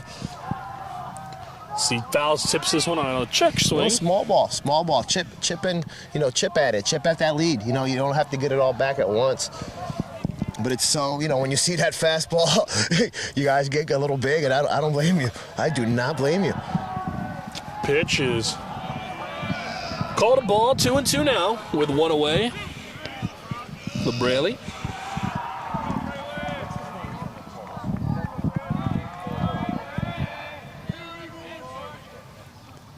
This one is grounded. Gertner is there to field it. The toss to Panarella at first is in time for the 2nd out.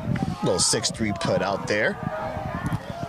That's right. Score that one 6-3 if you're scoring at home. or if you're scoring in-house. Or if you're scoring on Game Changer. Right.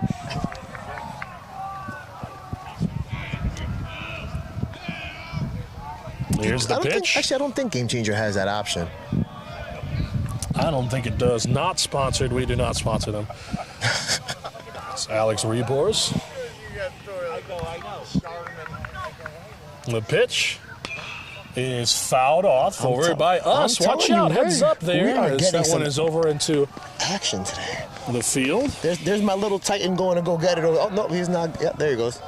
It might be a Spartan fan, though, on this side. Could be a Spartan fan on this side. Yeah, don't want to affiliate him with something he's not a part of. Is the young gladiator, nonetheless. The young gladiator. Swung on and missed. You know, it's so funny because my wife was like, she saw something on TikTok, and how often do men think of the Roman Empire? And it's like, well, you know. Right. This one is flied over into right field. Great Sharkey catch. is there to make the catch, and with that, the inning comes to an end. It's 10-6. Couple runs come in to score for the Spartans. Sharkey on patrol there. Still trailing by 4. We head to the bottom half of the 4th. You're watching WHCI. Nice.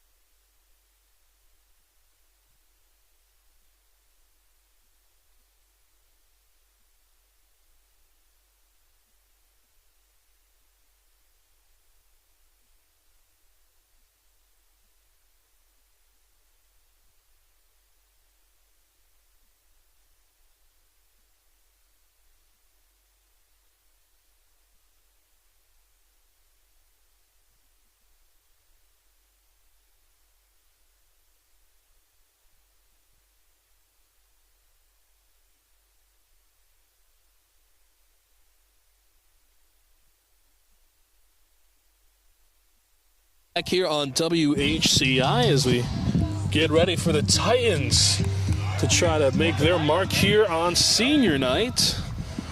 It's the final game for both of these teams, the Spartans and the Titans. As Sharkey digging in. He made the play to end the inning, and he's leading off. Right. Sharkey looks at a strike to start off his at-bat, and of course this Spartans team, is coming off of a win against Bristol Central Tuesday. They won 5-4 in that game, narrowly defeating Bristol's team. A very good Bristol Central team. As Sharkey checks his swing, it's going to be a ball. Umpire on first says he didn't go. Well, the Spartans, they're 4-14 on the year.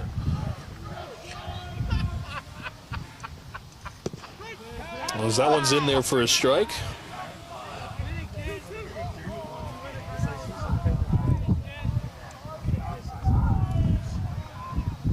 Pitcher gets set. Here's the pitch to Sharkey. He grounds this one. It gets to the shortstop. He drops it, though, and that'll be an infield single. And again, that goes back to what Coach Sanford was saying about their field and knowing the hops and the ins and the outs of this field. Is that's why these guys are out here so much. It's not a lot of people don't take into consideration. Every field is not built this. Every baseball field is not built the same. You're not going to get the same hops on some fields. And you're definitely not going to get the same hop on a turf field. So that's definitely why they say there's a home field advantage. Right. Well, he had 2 strikes on him, and he was able to leg out a single in the infield single style, but that one's inside as looks like it might have just missed the strike zone as Burke Reynolds, the center fielder, will step in and look at a ball. Sharkey taking the lead off first, almost wanted to see if he's going to be aggressive. Yeah, always a threat to steal. That one's in there for a strike, 1-1 to Reynolds. Reynolds, of course, a senior for the Titans. He's an outfielder. His favorite baseball team, I bet you'll never guess what it is. It's the Toronto Blue Jays as Sharkey goes running. The double play ball is not going to be a thing because the run and hit. Reynolds. Sharkey able to showcase his speed and make sure he stayed out of that double play. So important. So important to just get down there. And I mean, the shortstop definitely thought about it, but with the speed Sharkey had, he said, Reynolds no, almost beat it out himself. Yeah. A speedy Titan team as well. Well, he doesn't, and that might be the first time he hasn't reached base safely this entire weekend. Of course, it's not the weekend anymore, but the last 3 games, I think he's just been safe every time. It's the 3rd hit batter today. That's right, as he gets plunked. Well, I'll tell you what, Tyler's been hit twice today, and he's actually up now. That's right, Matthew Panarello, the guy who got hit. Panarello, just the first baseman duties today, just caught one. So I'm almost hoping that the next Titans batter hits the ball with the bat and not their body. Right. Tyler Redden, the batter now, he's been plunked twice, and he made it safely on base via the air earlier in the first inning. This is now his 4th plate appearance today. A pitch is outside for a ball, a little off target. A little bit catcher doing his best to make sure that ball didn't get past him. Kind of his momentum kind of took him out of the box a little bit. That's right. Pavlicek, the pitcher for Lewis Mills, he's up to 28 pitches. And that's his 29th right there, as that's nothing doing for a ball. Beautiful spot for Tyler Redden to be in right now, 2-0 count. Runners on first and second, only 1 away. That's right, only 1 out, 2 runners on, and there's the first one. Mullins in there, first strike, 2-1 now, the count. As it's quickly getting from chilly to cold here. Absolutely. In West Hartford. There's the pitch. Redden hits this one into right field. Looking at it is the right fielder who makes the catch. Tagging up is Kyle Sharkey, who gets in there safely at third, as that is a productive at-bat for the catcher. Very productive out there by Tyler. He gets the flyout is what it's going to say in the box score, but what it won't say is that he advanced the runner in the process of that. That's why a lot of colleges and pro teams aren't looking at the box scores. They're looking at the game field. Correct. And Gertner's going to dig in now. The runners in the corners. They're looking for the video, right, as Josh Gertner, the batter now for the Titans, the 2-0 hitter with 2 away. No, it's huddle, too. A lot of these schools look at huddle. And he'll be safe, no throw. Panarello with a stolen base. Panarello with the wheels. He gets in there, no throw even from the catcher. No throw. He respected the speed. There, yeah. He respected the speed by number 16. Now 2 runners in scoring position as the Spartans are looking to get out of this one without allowing any more runs to score, as they're still very much in this game. They're not out of it yet. Sharkey on third and Panarello on second. This one is outside to Gertner. 1-1 now, the count.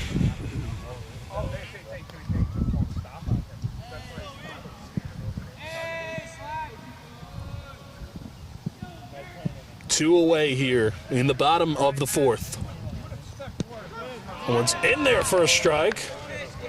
1-2 now to Gerdner.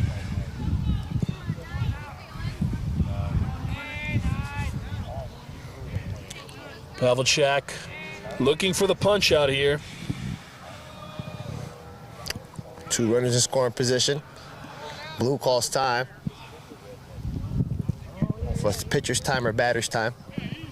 Looks like Gerdner called time. He's going to just take a second to get set up. He's got a 1-2 count on him. Sharkey leading off third. That one is inside. It's a ball. 2-2 now.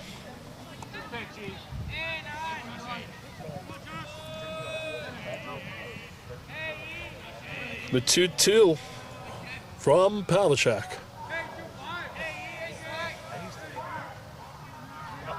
Pitch. Swung on and missed. He gets the punch out and ends this half inning. The Titans leave a couple of batters stranded on a couple of hits, no errors, and no runs scored. It's 10-6 here in West Hartford. You're watching Titans baseball on WHCI.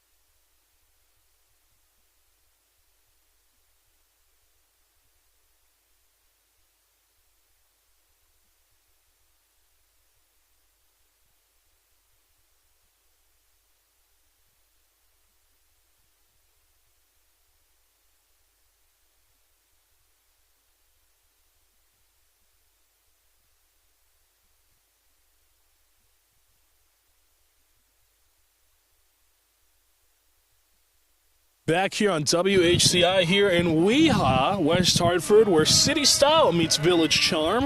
It's the official city motto.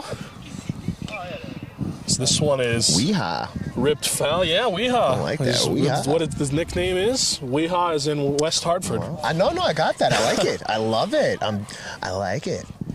Where city style meets village charm. Their official city motto. It's giving West Hartford vibes. Right, as it should. That one's in there for a strike.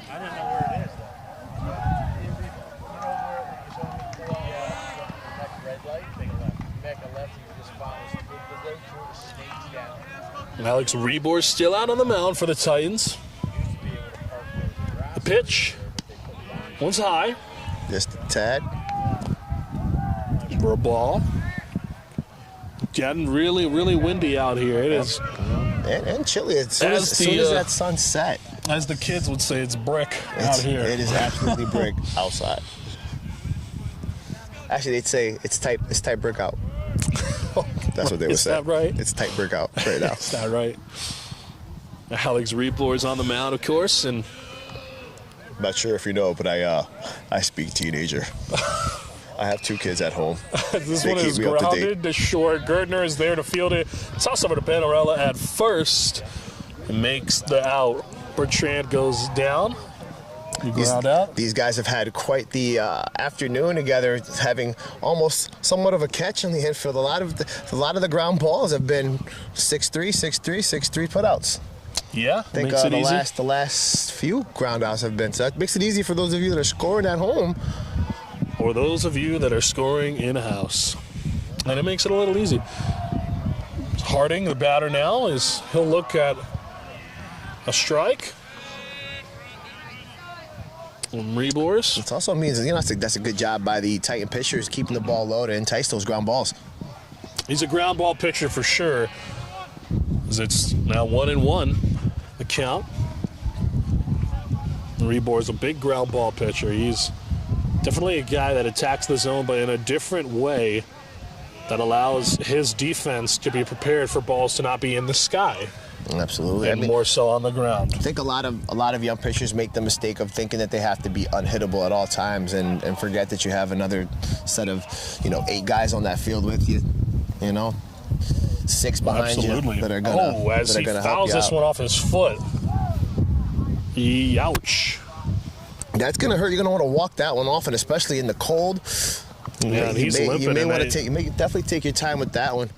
And they're gonna check on him. He doesn't look that good. He just got hit by a ball. He swung on and it hit him right on that foot. And of course, we saw a couple years ago, DJ LeMahieu of the Yankees had a similar injury, a fractured foot, and he ended up out for years. It was quite a long time. You hate to see that. And as someone who's had ankle injuries and foot injuries, I definitely know the type of pain that that he's having. So it's going to see if he's able to power through it a little bit. Maybe we'll caught him on the shin or the ankle or looks like the foot though. Yeah, it looks like it hit maybe the top of that cleat right on the laces. Yeah, and right off the bat. Yeah, depending on what kind of cleats he has on too. So he looks like he's going to play though. He's walking it off and yeah. Love to see it. You love to see it. He's going to tough it out here. Well, I was going to say you hate to see injuries like that. Well, no, but you love to see him tough it out. You love to see him tough it out for sure.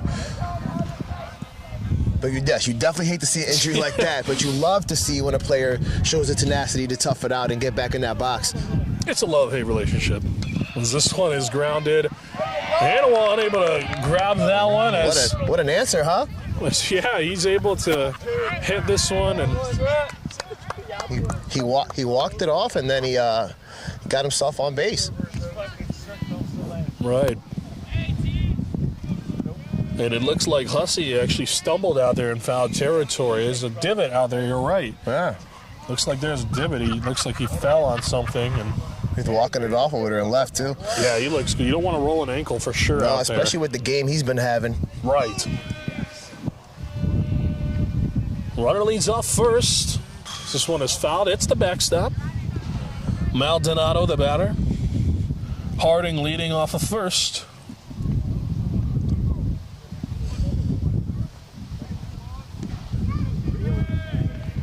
The pitch. It's in there for a strike. 0-2 now. Rebor is looking for a punch out. Or a ground ball. Here's the pitch. Fouled away. He stays alive.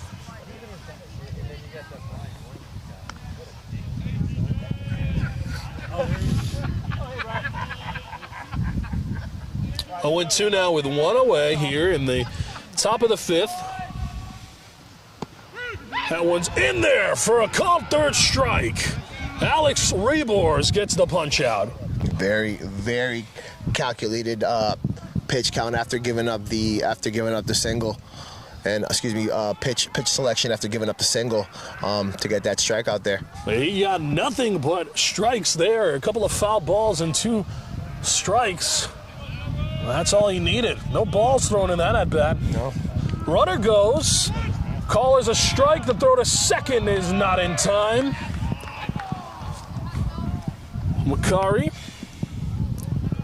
0-1 to him, but Harding able to pick up a stolen bag in the process. So Harding over there at second base in scoring position. So let me ask you this: when you were playing, did you guys was the ooh. This one is hit into right field. Sharkey able to field it, tosses it into Panarello. An accurate throw. The throw to the plate is not in time. Throw to second from Redden is a little off target. He's going to go nowhere. He stays at second. Reynolds gets it in quickly. Reynolds able to field that one in time, but an interesting process there as Harding is able to score off of that play. Makari able to advance to second. An accurate Coach. throw from Kyle Sharkey, though. It's like Hall head coach here, just confirmation from Blue on the play at home there. Very, very close play. We weren't able to get the exact angle from over here, from where I could see. You know, I don't but that blame was a him. Notice in a tight game like this, you want to go ahead and make, oof. I don't blame him for asking about that last play because I see it could was a have tight gone either way. Could have honestly. gone either way, absolutely.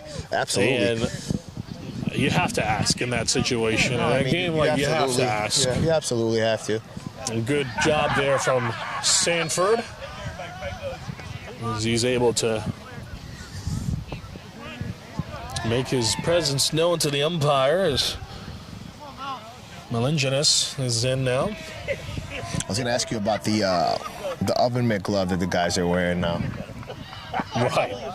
Now, is that for hand protection for when you're sliding into first? It makes it a little bit of slides? Yeah, it makes it easier on the hands when it's easier to slide when they go for those quick slides and they end up swinging their body around the bag. That's what it's for. When I was a kid, I really wanted the Ken Griffey Jr. batting gloves. Really? Is that right? Man, I really wanted those.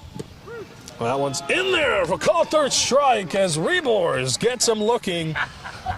And, of course, ends the inning, but not before one run comes across to score. It's the Titans leading by 3. It's now 10-7. You're watching WHCI.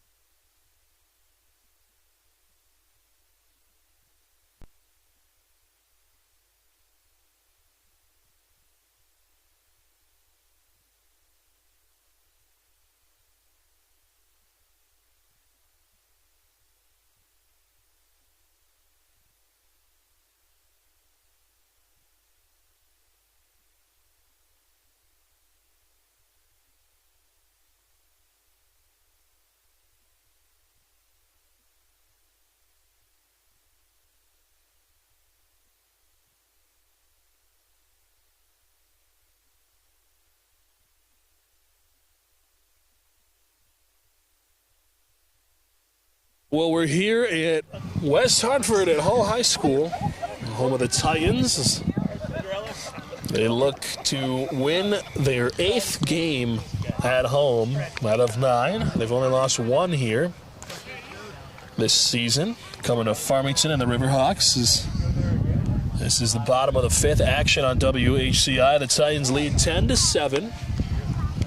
The pitch is in there for a strike. And Cianflone. Cianflone, right, yeah. Stepping into the box, at the box right now. It's the batter and Pavlicek out there still on the mound for the Spartans as they're looking to hold these Titans off as this is grounded. Short. Toss over to first. A little off target, but he tagged him apparently just in time for the out. That's a play there from Bertrand. And now batting, number 4. Tommy Hussey. Tommy Hussey. I just waited for you to say it. I thought you were going to. No. I thought we had a thing. I thought we had a thing going. No. Number 4, batting 4th. Tommy Hussey. Tommy Hussey having himself a day. A couple of RBIs for him today's affair as he hits this one right to third. Toss over to first is in time to make the out. Hussey goes down with a ground out. He's not happy about that play, but it's all right. No, No, absolutely. They still lead? Not when you're looking to go ahead and try to add to the team's lead. You get a little frustrated, which is that's the competitive juices in you going, And maybe he might have felt like he wanted that pitch to do something else with it. That's right. As Max Hanawalt steps on in, the sophomore, looks at a strike. He's 1 for 3 today. Valchak is almost at that half-century mark. He's at 42 pitches in his third inning of work as a reliever today. And it's Hanawalt has got a 1-1 count with 2 outs. Here's the pitch. It's in there for a strike. Got some pop. It's a fastball for sure. 1-2 now, the count to Hanawalt.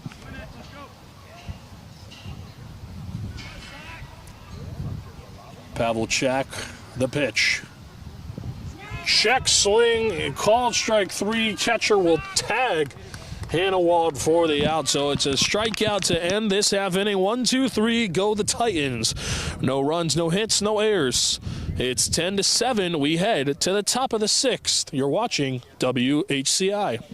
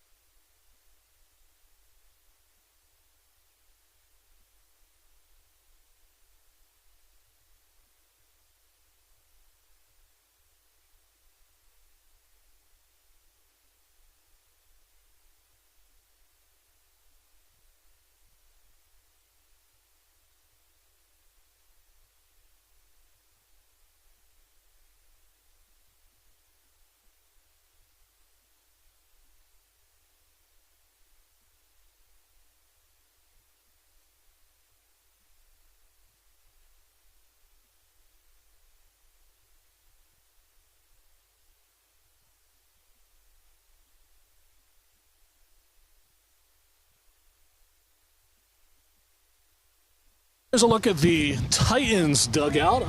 It's here on senior night, and what a special night for these and it really is, Titans. Man. It really is. You love to see. I love senior night. Look at Charlie Kavanaugh, and this guy we didn't see much of today, but I mean, he's my favorite pitcher is the New York Yankees, and I'm a big fan of that. And his biggest inspiration are his parents.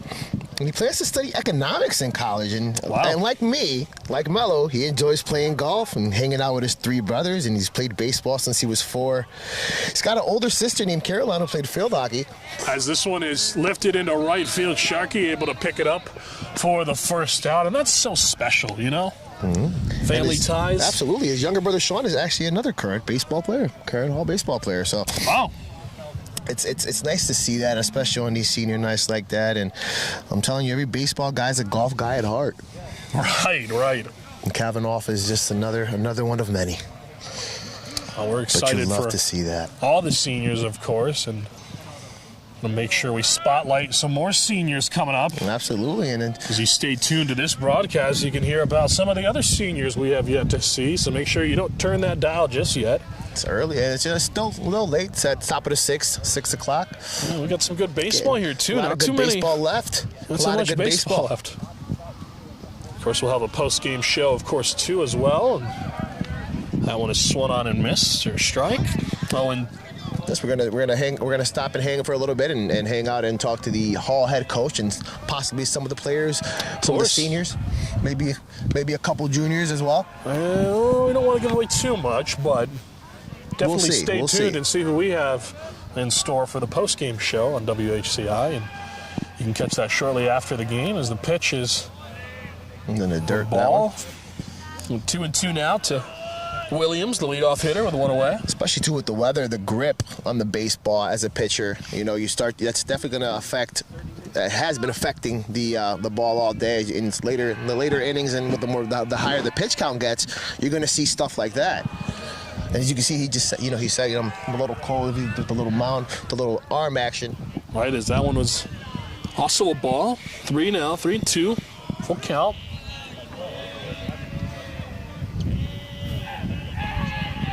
The pitch, the payoff pitch, fouled off.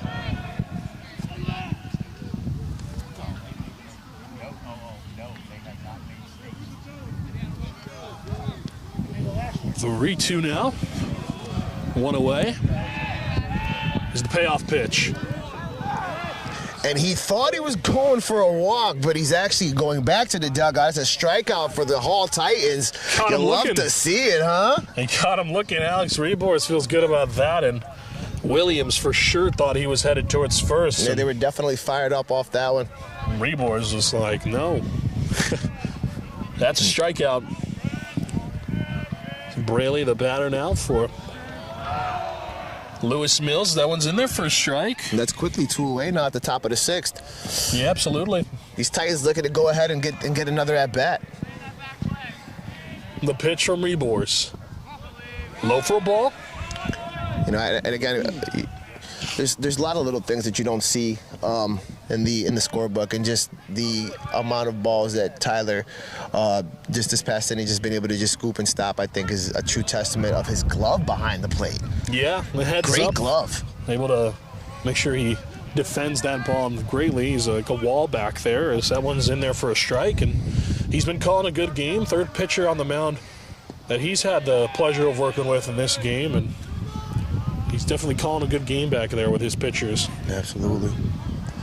And it's important too, because it's, you got to have that mojo and that connection with each pitcher. So you could see it's evident that he has his own relationship with each pitcher. They all have their own rapport, and they're comfortable working with Ty. Absolutely, as it's now 3-2 now. Full count. Back-to-back full counts for. Curious to see what we're going to see here for a pitch. Spartans batters. The payoff pitch is fouled towards us again. I'm not going to. And that one ends up going over our heads and over into the walking path. I would call that a cart path if I was on a golf course, but you're right. That's a walking path. Well, it's a path at path. that, as that one is also fouled off right back behind the backstop. And it's kind of a cart path. There's carts here at the school. Yeah, I guess you're right. It is a cart path. It's a path. It's a path. Not restrictive. Not restrictive. Either. It's a path that sometimes carts use. Right. Humans use it too, as this one is fouled off towards that very path. Humans use it too. And dogs and pets. Bounces off and into the practice field hockey field behind us.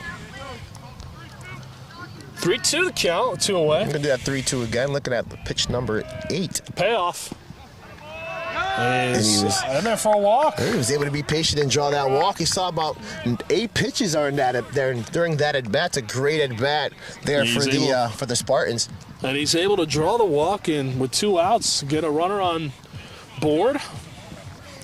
So the Spartans looking to try to spark a 2-out rally here with the base runner. Maybe, as this one is lifted into center field. Reynolds is there to make the play and end this half inning. Great communication with Sharkey and Reynolds there as he called them off. Absolutely. No hits, no errors, no runs scored. And the Titans still lead by 3. We head to the bottom half of the 6th. It's 10-7. You're watching WHCI.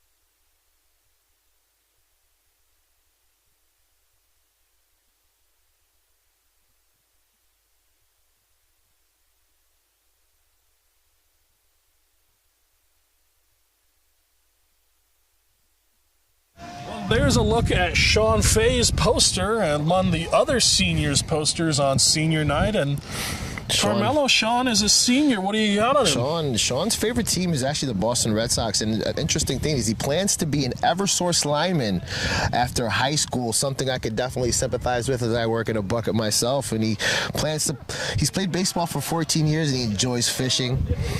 Mom Liz in 1994, Jen in 87, and Marianne in 89, cousins Max in 2019, Drew in 2021, and Julia in 2023. Why do I say those names and those dates? Is because they are all Hall alumni. They all attended Hall. So the Sean Fay's family have been part of the Hall program for quite a long time. Aunt Marianne was actually a swimmer for Utica College, and cousin Drew plays soccer currently for Quinnipiac University. And Marianne, of course, now works here at Hall at the high school, and I had the pleasure of working with her over the weekend. She was able to help me get some information. Yes, very, very nice lady. Always wanting to help us out here. So absolute pleasure to talk to. It's so funny that I did not know that they were related until we started doing some research. Right. She mentioned today, actually, before the game, and that was really cool to see that they watched the broadcast and they were happy to see that they were mentioned, as this one is inside and almost gets him. No, not Jeffrey almost. Nyman. I think that one did get him. He's going first. He had 3 balls on him regardless, so it's a 3-1 count, and now Nyman takes his base.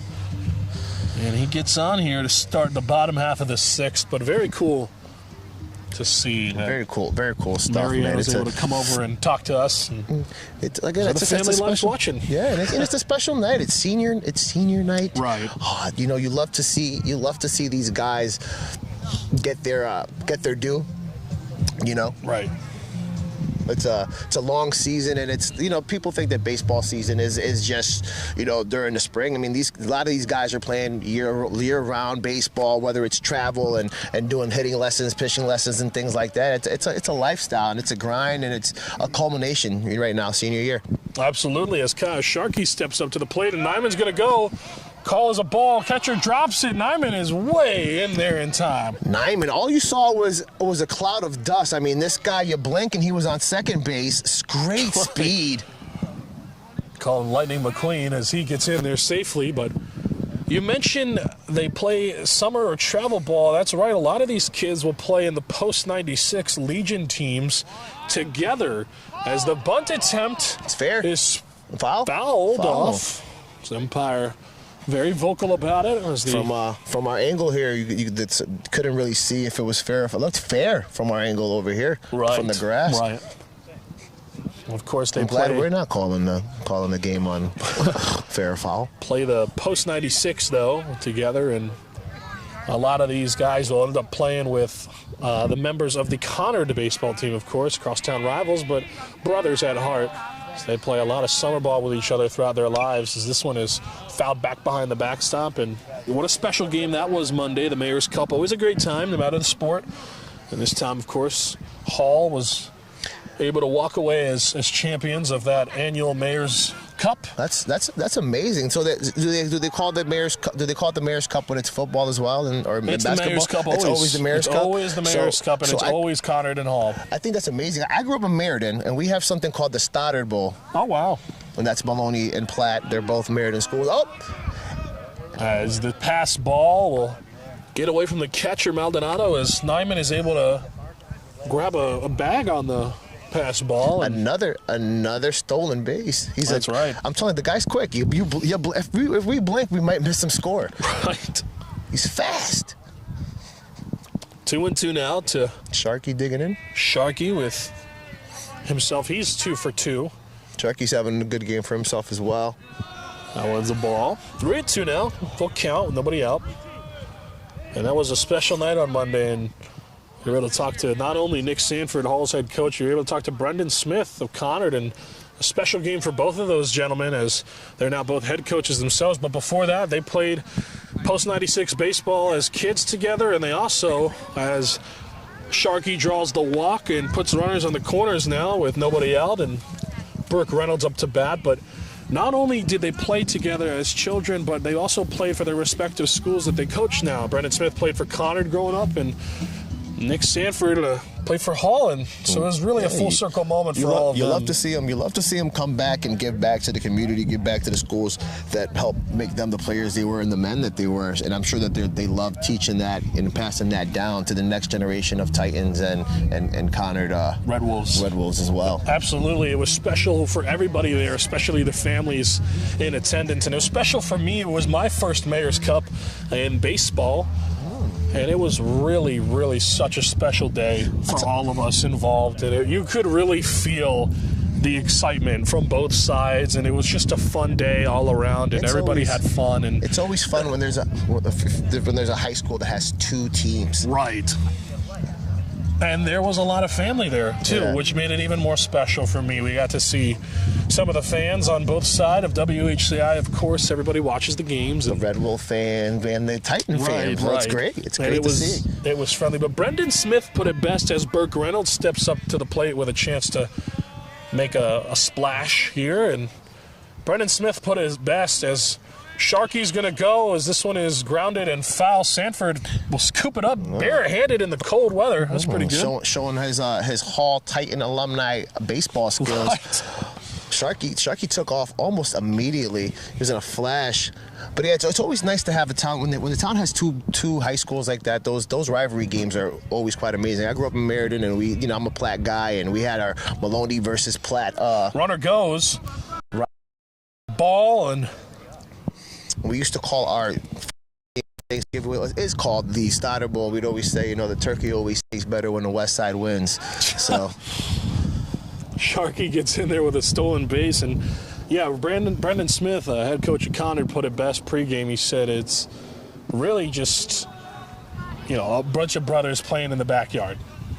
And that's what it is. He said there's families here, but it's really for the kids. It's a bunch of brothers playing in the backyard, and they're going to go on, and it's fun. It's rivalry then, but they're going to all go on, and a lot of them will play summer ball together or have played summer ball throughout their lives. Is that's in there for a strike. And that's what makes those games so much more competitive, and it makes those games that much better and that much tighter because these guys have been playing with each other for so long, so they know each other's tendencies. So it's also a mental game at that point. It's being ahead of that guy. That's right. And that's really what it's all about. Is that one is in the dirt there. Reynolds digging in there. Absolutely. There's two runners on, and Reynolds at the plate. 61 pitches for Pawlachek. 3-2 the count to Reynolds. 1 for 2 today. He's had himself a great couple of games. The pitch is way out for ball 4, and runner will come home. I'll tell you what, the center fielder with the hot bat draws a walk. And I think that's right. I wouldn't be surprised if he goes to second here. Able to score in a run there as Nyman will make his way home to increase the lead to 4 runs as Sharky will advance to third, and runners on the corners again. And I'm with nobody out. I'm not surprised that the Titans are being extra, they are very aggressive at the plate this inning. It's their last inning up. They want to make sure that they go ahead and get that lead padded so they don't have to worry about having a battle back in the bottom of the 7th. That's right, as Reynolds will go. Definitely no throw from the catcher as he gets in there with another stolen bag. So 2 runners in scoring position here for the first baseman. Two runners in scoring position. Nobody out still. Matthew Panarella ruled officially a defensive indifference from the scorer. So that would be a fielder's choice. Interesting call there, even though it was a pass ball. But I feel like there's not enough fielder's choices in baseball anymore. When I about 10, 15, 20 years ago, a lot more fielder's choices. Let's bring back the fielder's choice. 2-1 the count. That's outside for a ball. 3-1 now to Panarella. He's 1 for 1 today. He's drawn a walk. So 3-1, you're definitely not getting any type of. When you look for attack to the strike zone here. Yeah. You're looking for something. The pitch Oof, draws another And it walk. draws a walk. Got to load Very up the patient. bases here. Very patient, tighten batting order this inning. Yep. Very patient. They're looking to go ahead and try to see as many pitches as possible to try to get that lead. Looks like we might have another mound visit. This might be a pitching change. I think this is the second mound visit this inning. He might be required to change the pitcher. Well, he's had 67 pitches now, so they might decide to he's on his way out. Take him out, and they do. So he's going to come out of the ball game. We're going to stay right here, though, with you. We'd like to shout out some more seniors, and we have yet to shout out today. But before that, Tyler Redden is due up with the bases loaded and nobody out. It's 11-7. I'll pass it over to my broadcast partner, Carmelo Santos, who's going to highlight another senior that we'd like to shout out. Another catcher. Excuse me, another outfielder we wanted to highlight would be Josh Mabe, the outfielder whose favorite baseball team is the Boston Red Sox, and his biggest inspiration is his dad. Wow. Because this is his role model, and he's currently decided between several colleges. He's played baseball since he was in 3rd grade, and he enjoys hitting at the gym and hanging out with his friends. Wow. Dad was actually on the cross country team in college, and mom was on the lacrosse team in college. So there's definitely a lot of athletic genes in the Mabe household. Wow. There's another scene that we just wanted to get a great look at and truly just say we are thankful that you came across the Hall Titan baseball team. So another catcher, Jordan Bates. Jordan Bates, who was a catcher and a first baseman. Another guy. Why do I bring up Mr. Bates? Is because he's just like me. His favorite team is the New York Yankees, and he'll be attending Indiana University. He's going to study political science. Wow. He has plans to go to law school. Future president on our hands, maybe. Very, very possible. A Hall Titan president. He's played baseball since he played t-ball. He actually enjoys photography.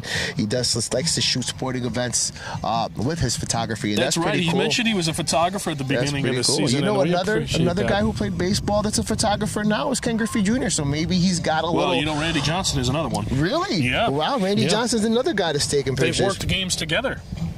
Oh, that's amazing. Yeah. Two Seattle Mariners that work together. That's so awesome. Absolutely, and of course, Randy Johnson did play for the Diamondbacks and the Yankees, of course, and it's really cool with Jordan Bates. He's, in the media, he knows what it's like for us a little bit. So maybe he's a future broadcaster, as well. Right.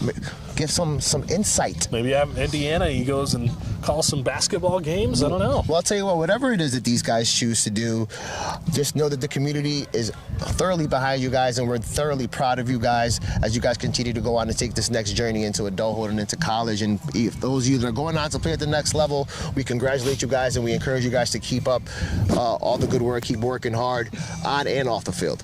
Absolutely, and of course here at WHCI we're happy to spotlight our seniors. We did it on Monday. We spotlighted some seniors on Monday, and we're here to spotlight them again here on senior night as Lewis Mills has got a pitching change going on. That's the excuse for the absence of baseball happening right now, of course, and we're happy to stay with you instead of going to break. As Tyler Redden is set with the bases loaded, another senior. And I'll tell you what, the Hall Titans have some of the best warm-up music in high school baseball in Connecticut, and I beg you to find another team with more swing than these guys. They got some interesting walk-up songs. I do like a lot of them. It would be tough to pick a favorite for me. I know last time we talked about what our walk-up songs would be. Yeah. I think I would change mine every game though. I'd be too fickle. The audio guys would not like you. No, they would hate me. They would hate me.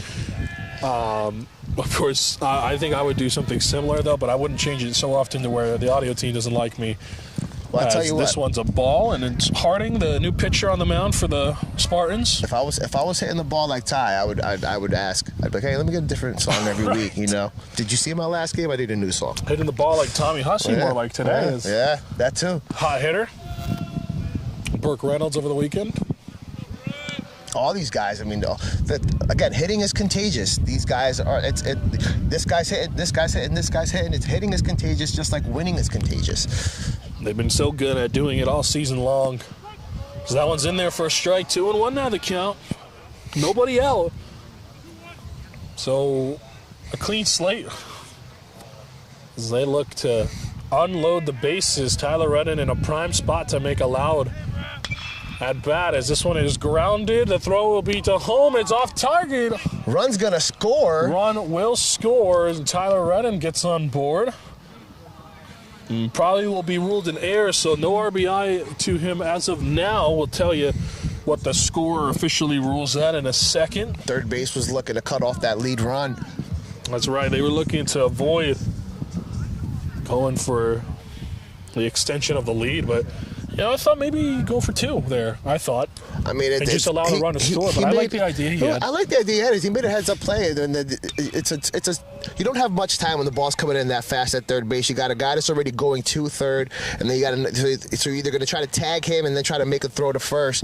I would have went for the lead run. I would have went for the lead run as well. That's the smart baseball play. You've been making that play. You've been told to make that play since you were 7 years old. So I don't see anything wrong with his thought process. No error called as Josh Gertner the batter now, and it looks at an 0-2 count right now, but fielder's choice, so Redden doesn't get. They brought back the fielder's choice. I love it. Pitch is outside and low for a ball. 1-2 now. Bases loaded. 12-7 your score right now on this chilly Wednesday afternoon in Weha. Batter calls time.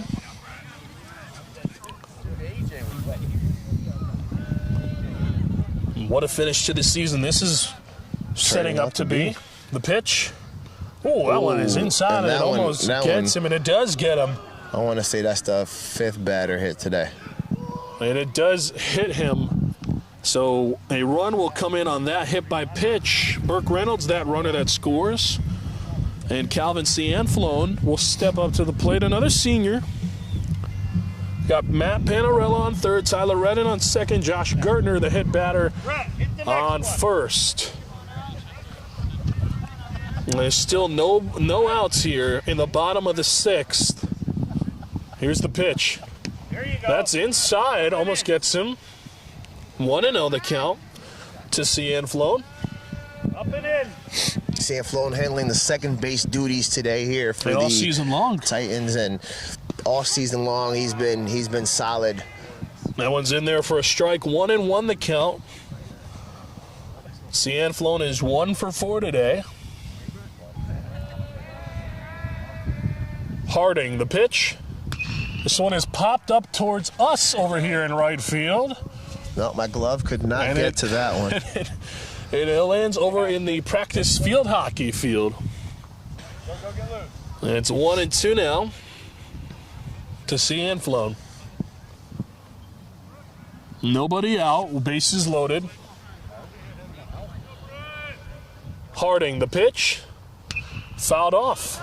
Back behind the plate, and almost gets it. He does get it. So we got a web jab. We got a web jab from a future either Titan or Spartan web jab from the fan there. right there, right? Great job, young man. How about that? And he throws that pretty accurate throw over to the got a future ball player. That's right. He'll be on this field one day, maybe. So that one is outside for a ball. 2-2 now.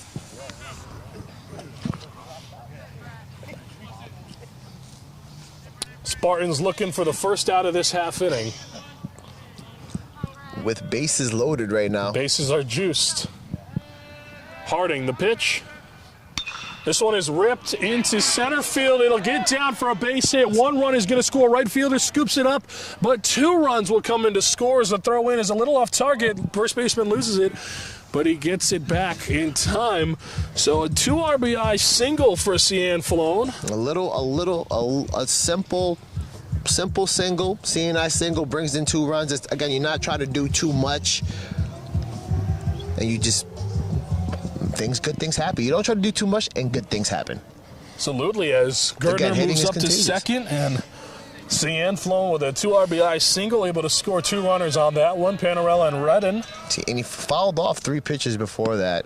So, again, just being patient at the plate, waiting for your pitch, fighting off the bad ones, and when you see the good one you need and you know what you need to do, he knew what all he wanted to do was put one into play. With a single is going to score at least 1 run, and he scored 2. So that's right. Tommy Hussey, the batter, 2 for 4 today. He's got a 1-0 count. The 1-0 is popped up, and it's into third base territory as he drops the ball. Is that not an infield fly? They call it an infield fly rule. So runner out regardless. Kind of a late call there from the umpire, but it's all right as he calls the infield fly rule after the drop ball. Maybe he forgot. Maybe he forgot that you had to call it. But it's okay as Tommy Hussey pops out regardless. Maybe he assumed we all knew it was an infield fly. And the first out of the half inning for the Spartans. Yeah. Well, that's gonna help them settle down a little bit. Maybe look for a ground ball. Yeah. That one's high for a ball. Yeah, I mean, you got any bases in out except for home right now. So if it's ground ball to third base, I'm assuming he's just going to step on the bag and maybe look at one. In steps in the sophomore righty, Max Hannawall. He's 1 for 4 today. That's in there for a strike. 1-1 now to Max Hannawall. He's going to be a junior next year. He'll be starting. Max, the sophomore that started the game off. He did. He started on the mound today, and the Titans got into a little trouble in the first, and then settled back down. Pitch is low for a ball. 2-1. Got his bat going. Again, that's something the coach was telling us before the game. That, they do have a very young team, and the seniors that they do have did a great job of trying to implement the Hall Titan baseball way, and setting the path and setting those stones. One's outside for a ball. 3-1 now to Hannawall, and that's the 19th pitch that Harding has thrown in relief. As he's about to hit the number 21 mark here. Ooh. This one is fouled off. He's right on that one, just a little late. 3-2 now, the full count, 1 away. 2 runners on. 15-7 Titans. That's been the tale of the game, Anthony, is just the full count at bats. And I'd like to look at the lineup at the scorecard after the game and just really for myself just to see how many full count at bats we had. That's a walk. A payoff pitch doesn't pay off, and it's a walk. It'll juice up the bases once more. Hannawall does pick up that walk. Now Jeffrey Nyman, the batter. 0 for 2 today, but looking to change that. Couple walks. Lefty looking to get on. Bases loaded, prime spot to be. That one's inside. It's 1-0 now. 1-0, 1 away. Top of the sixth. Bottom of the sixth. Bottom of the sixth. We move in the infield. Pitch. Swung on and missed. Hey, cut. He was looking to do some damage with that swing. Well, he's gone yard before, and not in a shocking effort from him. 1-1. Pitch. It's inside. Almost gets past the catcher, Maldonado, but he able to make sure that doesn't go past. Harding sets the 2-1. This one is lifted into right field. This is a high fly ball. Routine. He's able to make the catch. Tagging up is the runner from third who will score. Rule that a sac fly. That's a long out, but a RBI nonetheless. That's right. Gardner able to get in and score. Cianflone and Hannawall will stay put at first and second. So now runner freed up on third base. It's going to give the Spartans some hope at one more out here to get themselves out and back into the batter's box. So they're looking to go ahead and put this next batter away. Well, Kyle Sharkey, 2 for 2 today with a couple of walks. And Sharkey's no slouch. And he's stepping up in a position with 2 away to bring in some more runs and keep his day perfect. At the plate as that one is high for a ball. Little heater there from Harding.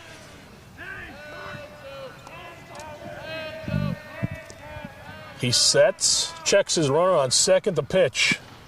It's in there for a strike. 1-1. So 1 ball, 1 strike here to Sharkey. Sharkey looking to possibly drive in a a hit in outfield will drive in at least 1 run for Sharkey. The pitch is a little outside for a ball. And it's 2-1 now. 2 away. Score is 16-7.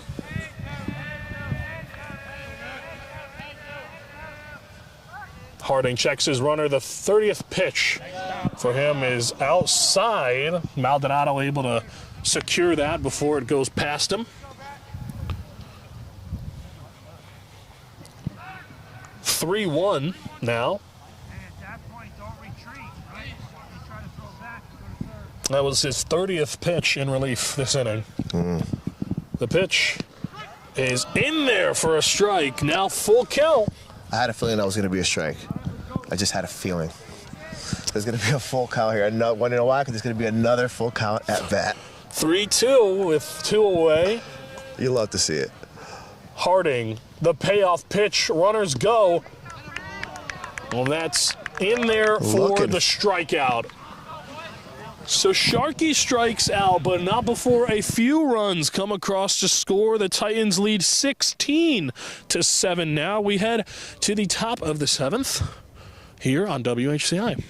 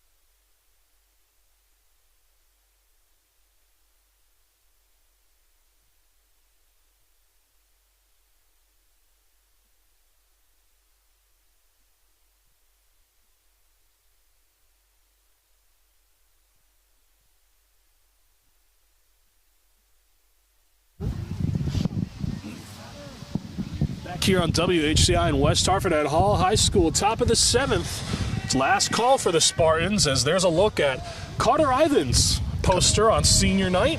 Yeah. What do you got on him, Carmelo? Well, his favorite team is the Red Sox. His biggest inspiration is his dad because he's always wants me to be the best person I could be, as all dads want their kids to be the best person they could be. This one is grounded to Gertner and throw to first. To Panarella is in time for the out. And he plans on becoming a police officer after high school. Really? Absolutely. He's played baseball for the last 14 years and enjoys hanging out with friends and, of course, playing golf as every other baseball player does. That's quite amazing that he wants to go on and be a first responder and serve his community. It's very commendable, a very good career to go into. And if you ever need a hookup, I know some police officers, you just let me know and we'll get you a ride out.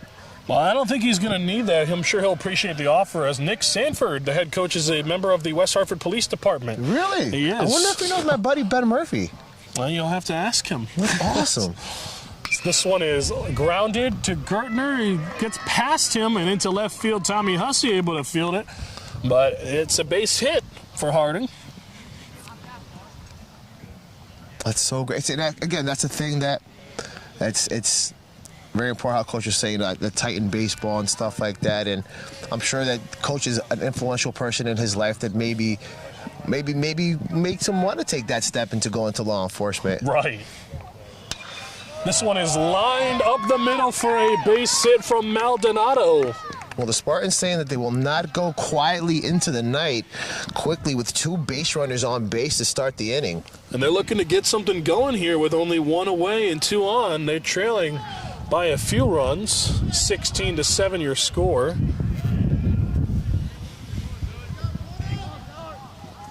As Rebors is still out there on the mound, his 4th inning of work. This is going to end up being a save for him. Technically, yes. Pitched to 4 innings, so this is going to end up being a save if he can pull this off, even though the score is so large. It's just because of the amount of innings he's pitched. Yeah. Pitch high for a ball. Macari, the batter at the plate. Harding on second, Maldonado on first. Macari actually started the game pitching for the Spartans. That's right, he did. That one's outside. Throw to second is not on target. Cian Flown is able to block that with his body, if you saw it. Yeah. Kind of throws a little short, so he was able to step in front of it there. Right. 2-0 now. Pitch. That's in there for a strike. Of course, now we've spotlighted all of our seniors at Hall.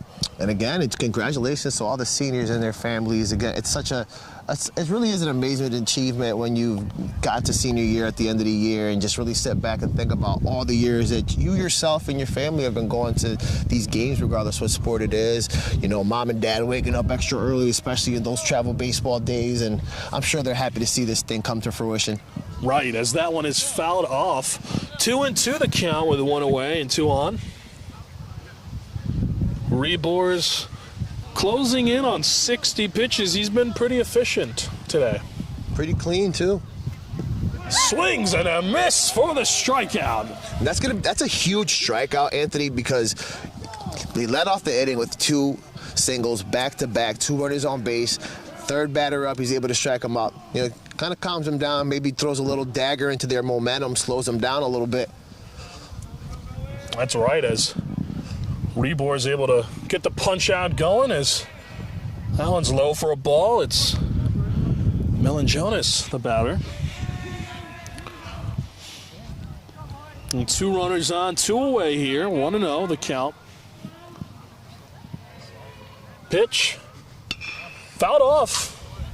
Almost coming this way. That would have hurt. 52 degrees out right now. Feels like 45 here. I'd say it feels more like 35. It's a chilly night. I hope everybody that is watching is inside in the comfort of their home. We are out here so you don't have to be, as this one is swung on and missed. I like that. We're the sacrificial lambs for this right now, and we're happy about it. David, our producer, and another David, our camera guy. A couple of Davids alongside Carmela Santos and Anthony Altamirano here at WHCI. Great crew, great bunch of guys to work with. I love coming down here and working with you guys. We have so much fun calling these games. And that's right. This one is fouled off. You could say that our team behind the camera is David squared. It is. Right. That's right. We get a little head nod from our producer. RGD2. Right. Right. Little D2. Yeah. Right. 2 runners on, 1 and 2 to count, 2 away here. D to the second. Pitch.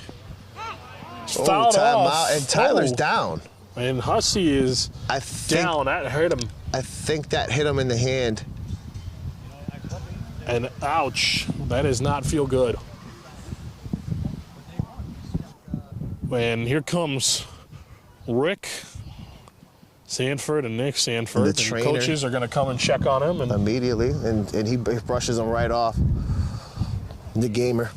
He's ready to finish. This is his last home game. That's definitely something you're gonna want to get checked out after the game, though, wherever that bat may have hit you. The adrenaline's going right now. You know what I mean? You're not gonna feel it. You want to end the game, but definitely that's something you want to get. You want to get checked on, because he definitely rolled over like that hit his.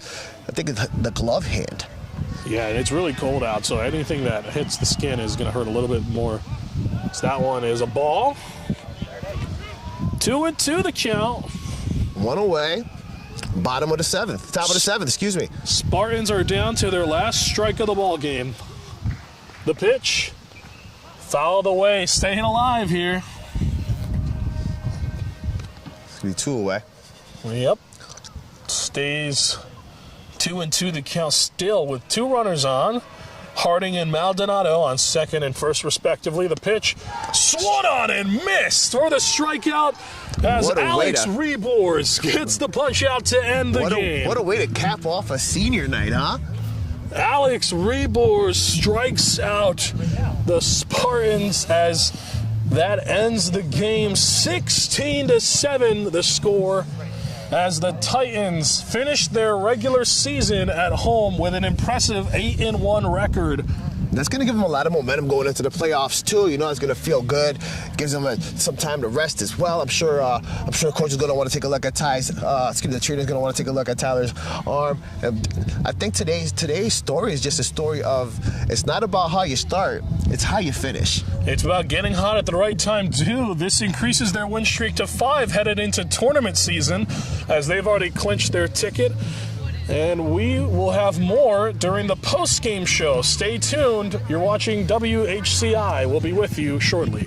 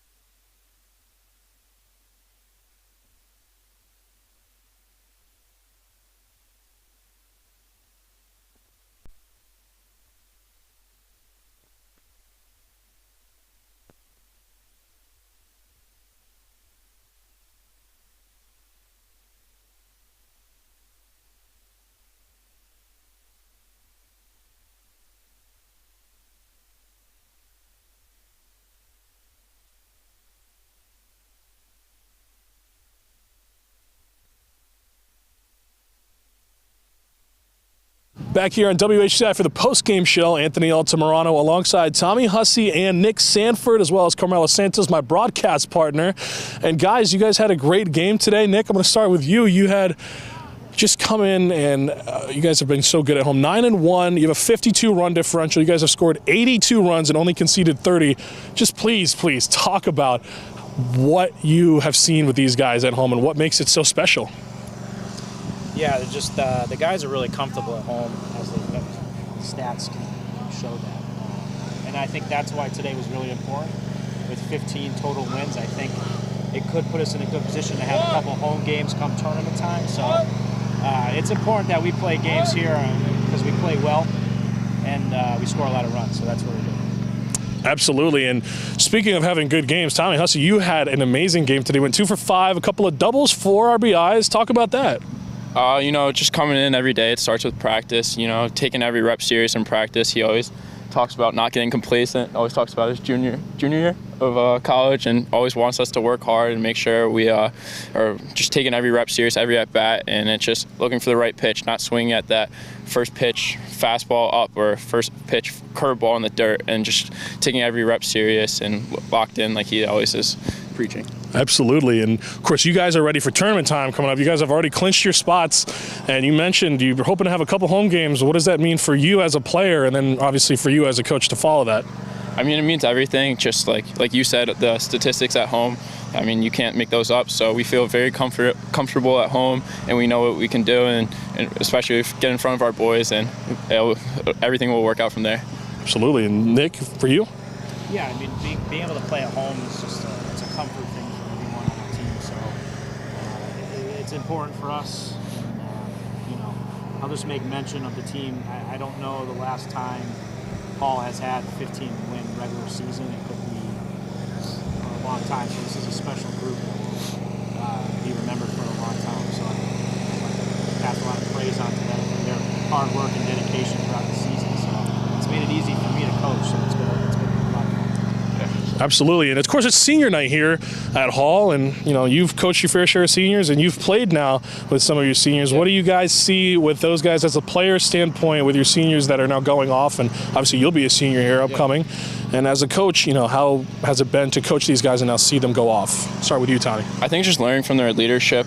They show us, since we've gotten into the program, even though they're just a year ahead of us, they've really showed us the way, and the way Hall Titans baseball is, and what we're supposed to be. And I think just that role model is really reflected onto us, and we can now teach that to the younger kids and the people, freshmen and the sophomores just coming into the program, or the kids just getting into varsity, and it means a lot.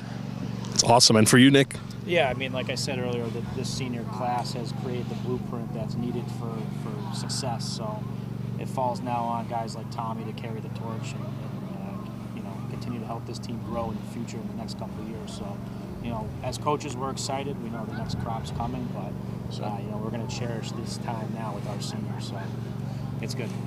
And just finally, obviously, you guys were down 4-0 early on to this Lewis Mills team. And, of course, then you made an amazing comeback and ended up winning the game. What is that mentality like when you're down, and then obviously to come back and then win at home, not only on the last game of the season, but now you're on a 5-game win streak headed into tournament time? What does that mean for your team? Yeah, I mean, we started off slow, got down early, but we fought the whole game. It wasn't our best game, but it just proves to these guys that even though we didn't have our best game, we could still win. So I think that's important to go off. Now we just sit and wait. Hopefully there's a chance we can maybe make that CCC tournament, which would be nice for next week. But if not, we'll just regroup, retool, and get ready for the state tournament in 2 weeks. Thank you guys so much. Nick Sanford and Tommy Hussey alongside as Hall Titans take on the win over Lewis Mills on senior night. For everybody here at WHCI, it's Anthony Altamirano alongside Carmelo Santos, David, our producer. We thank you for watching us all season long, and have a great night.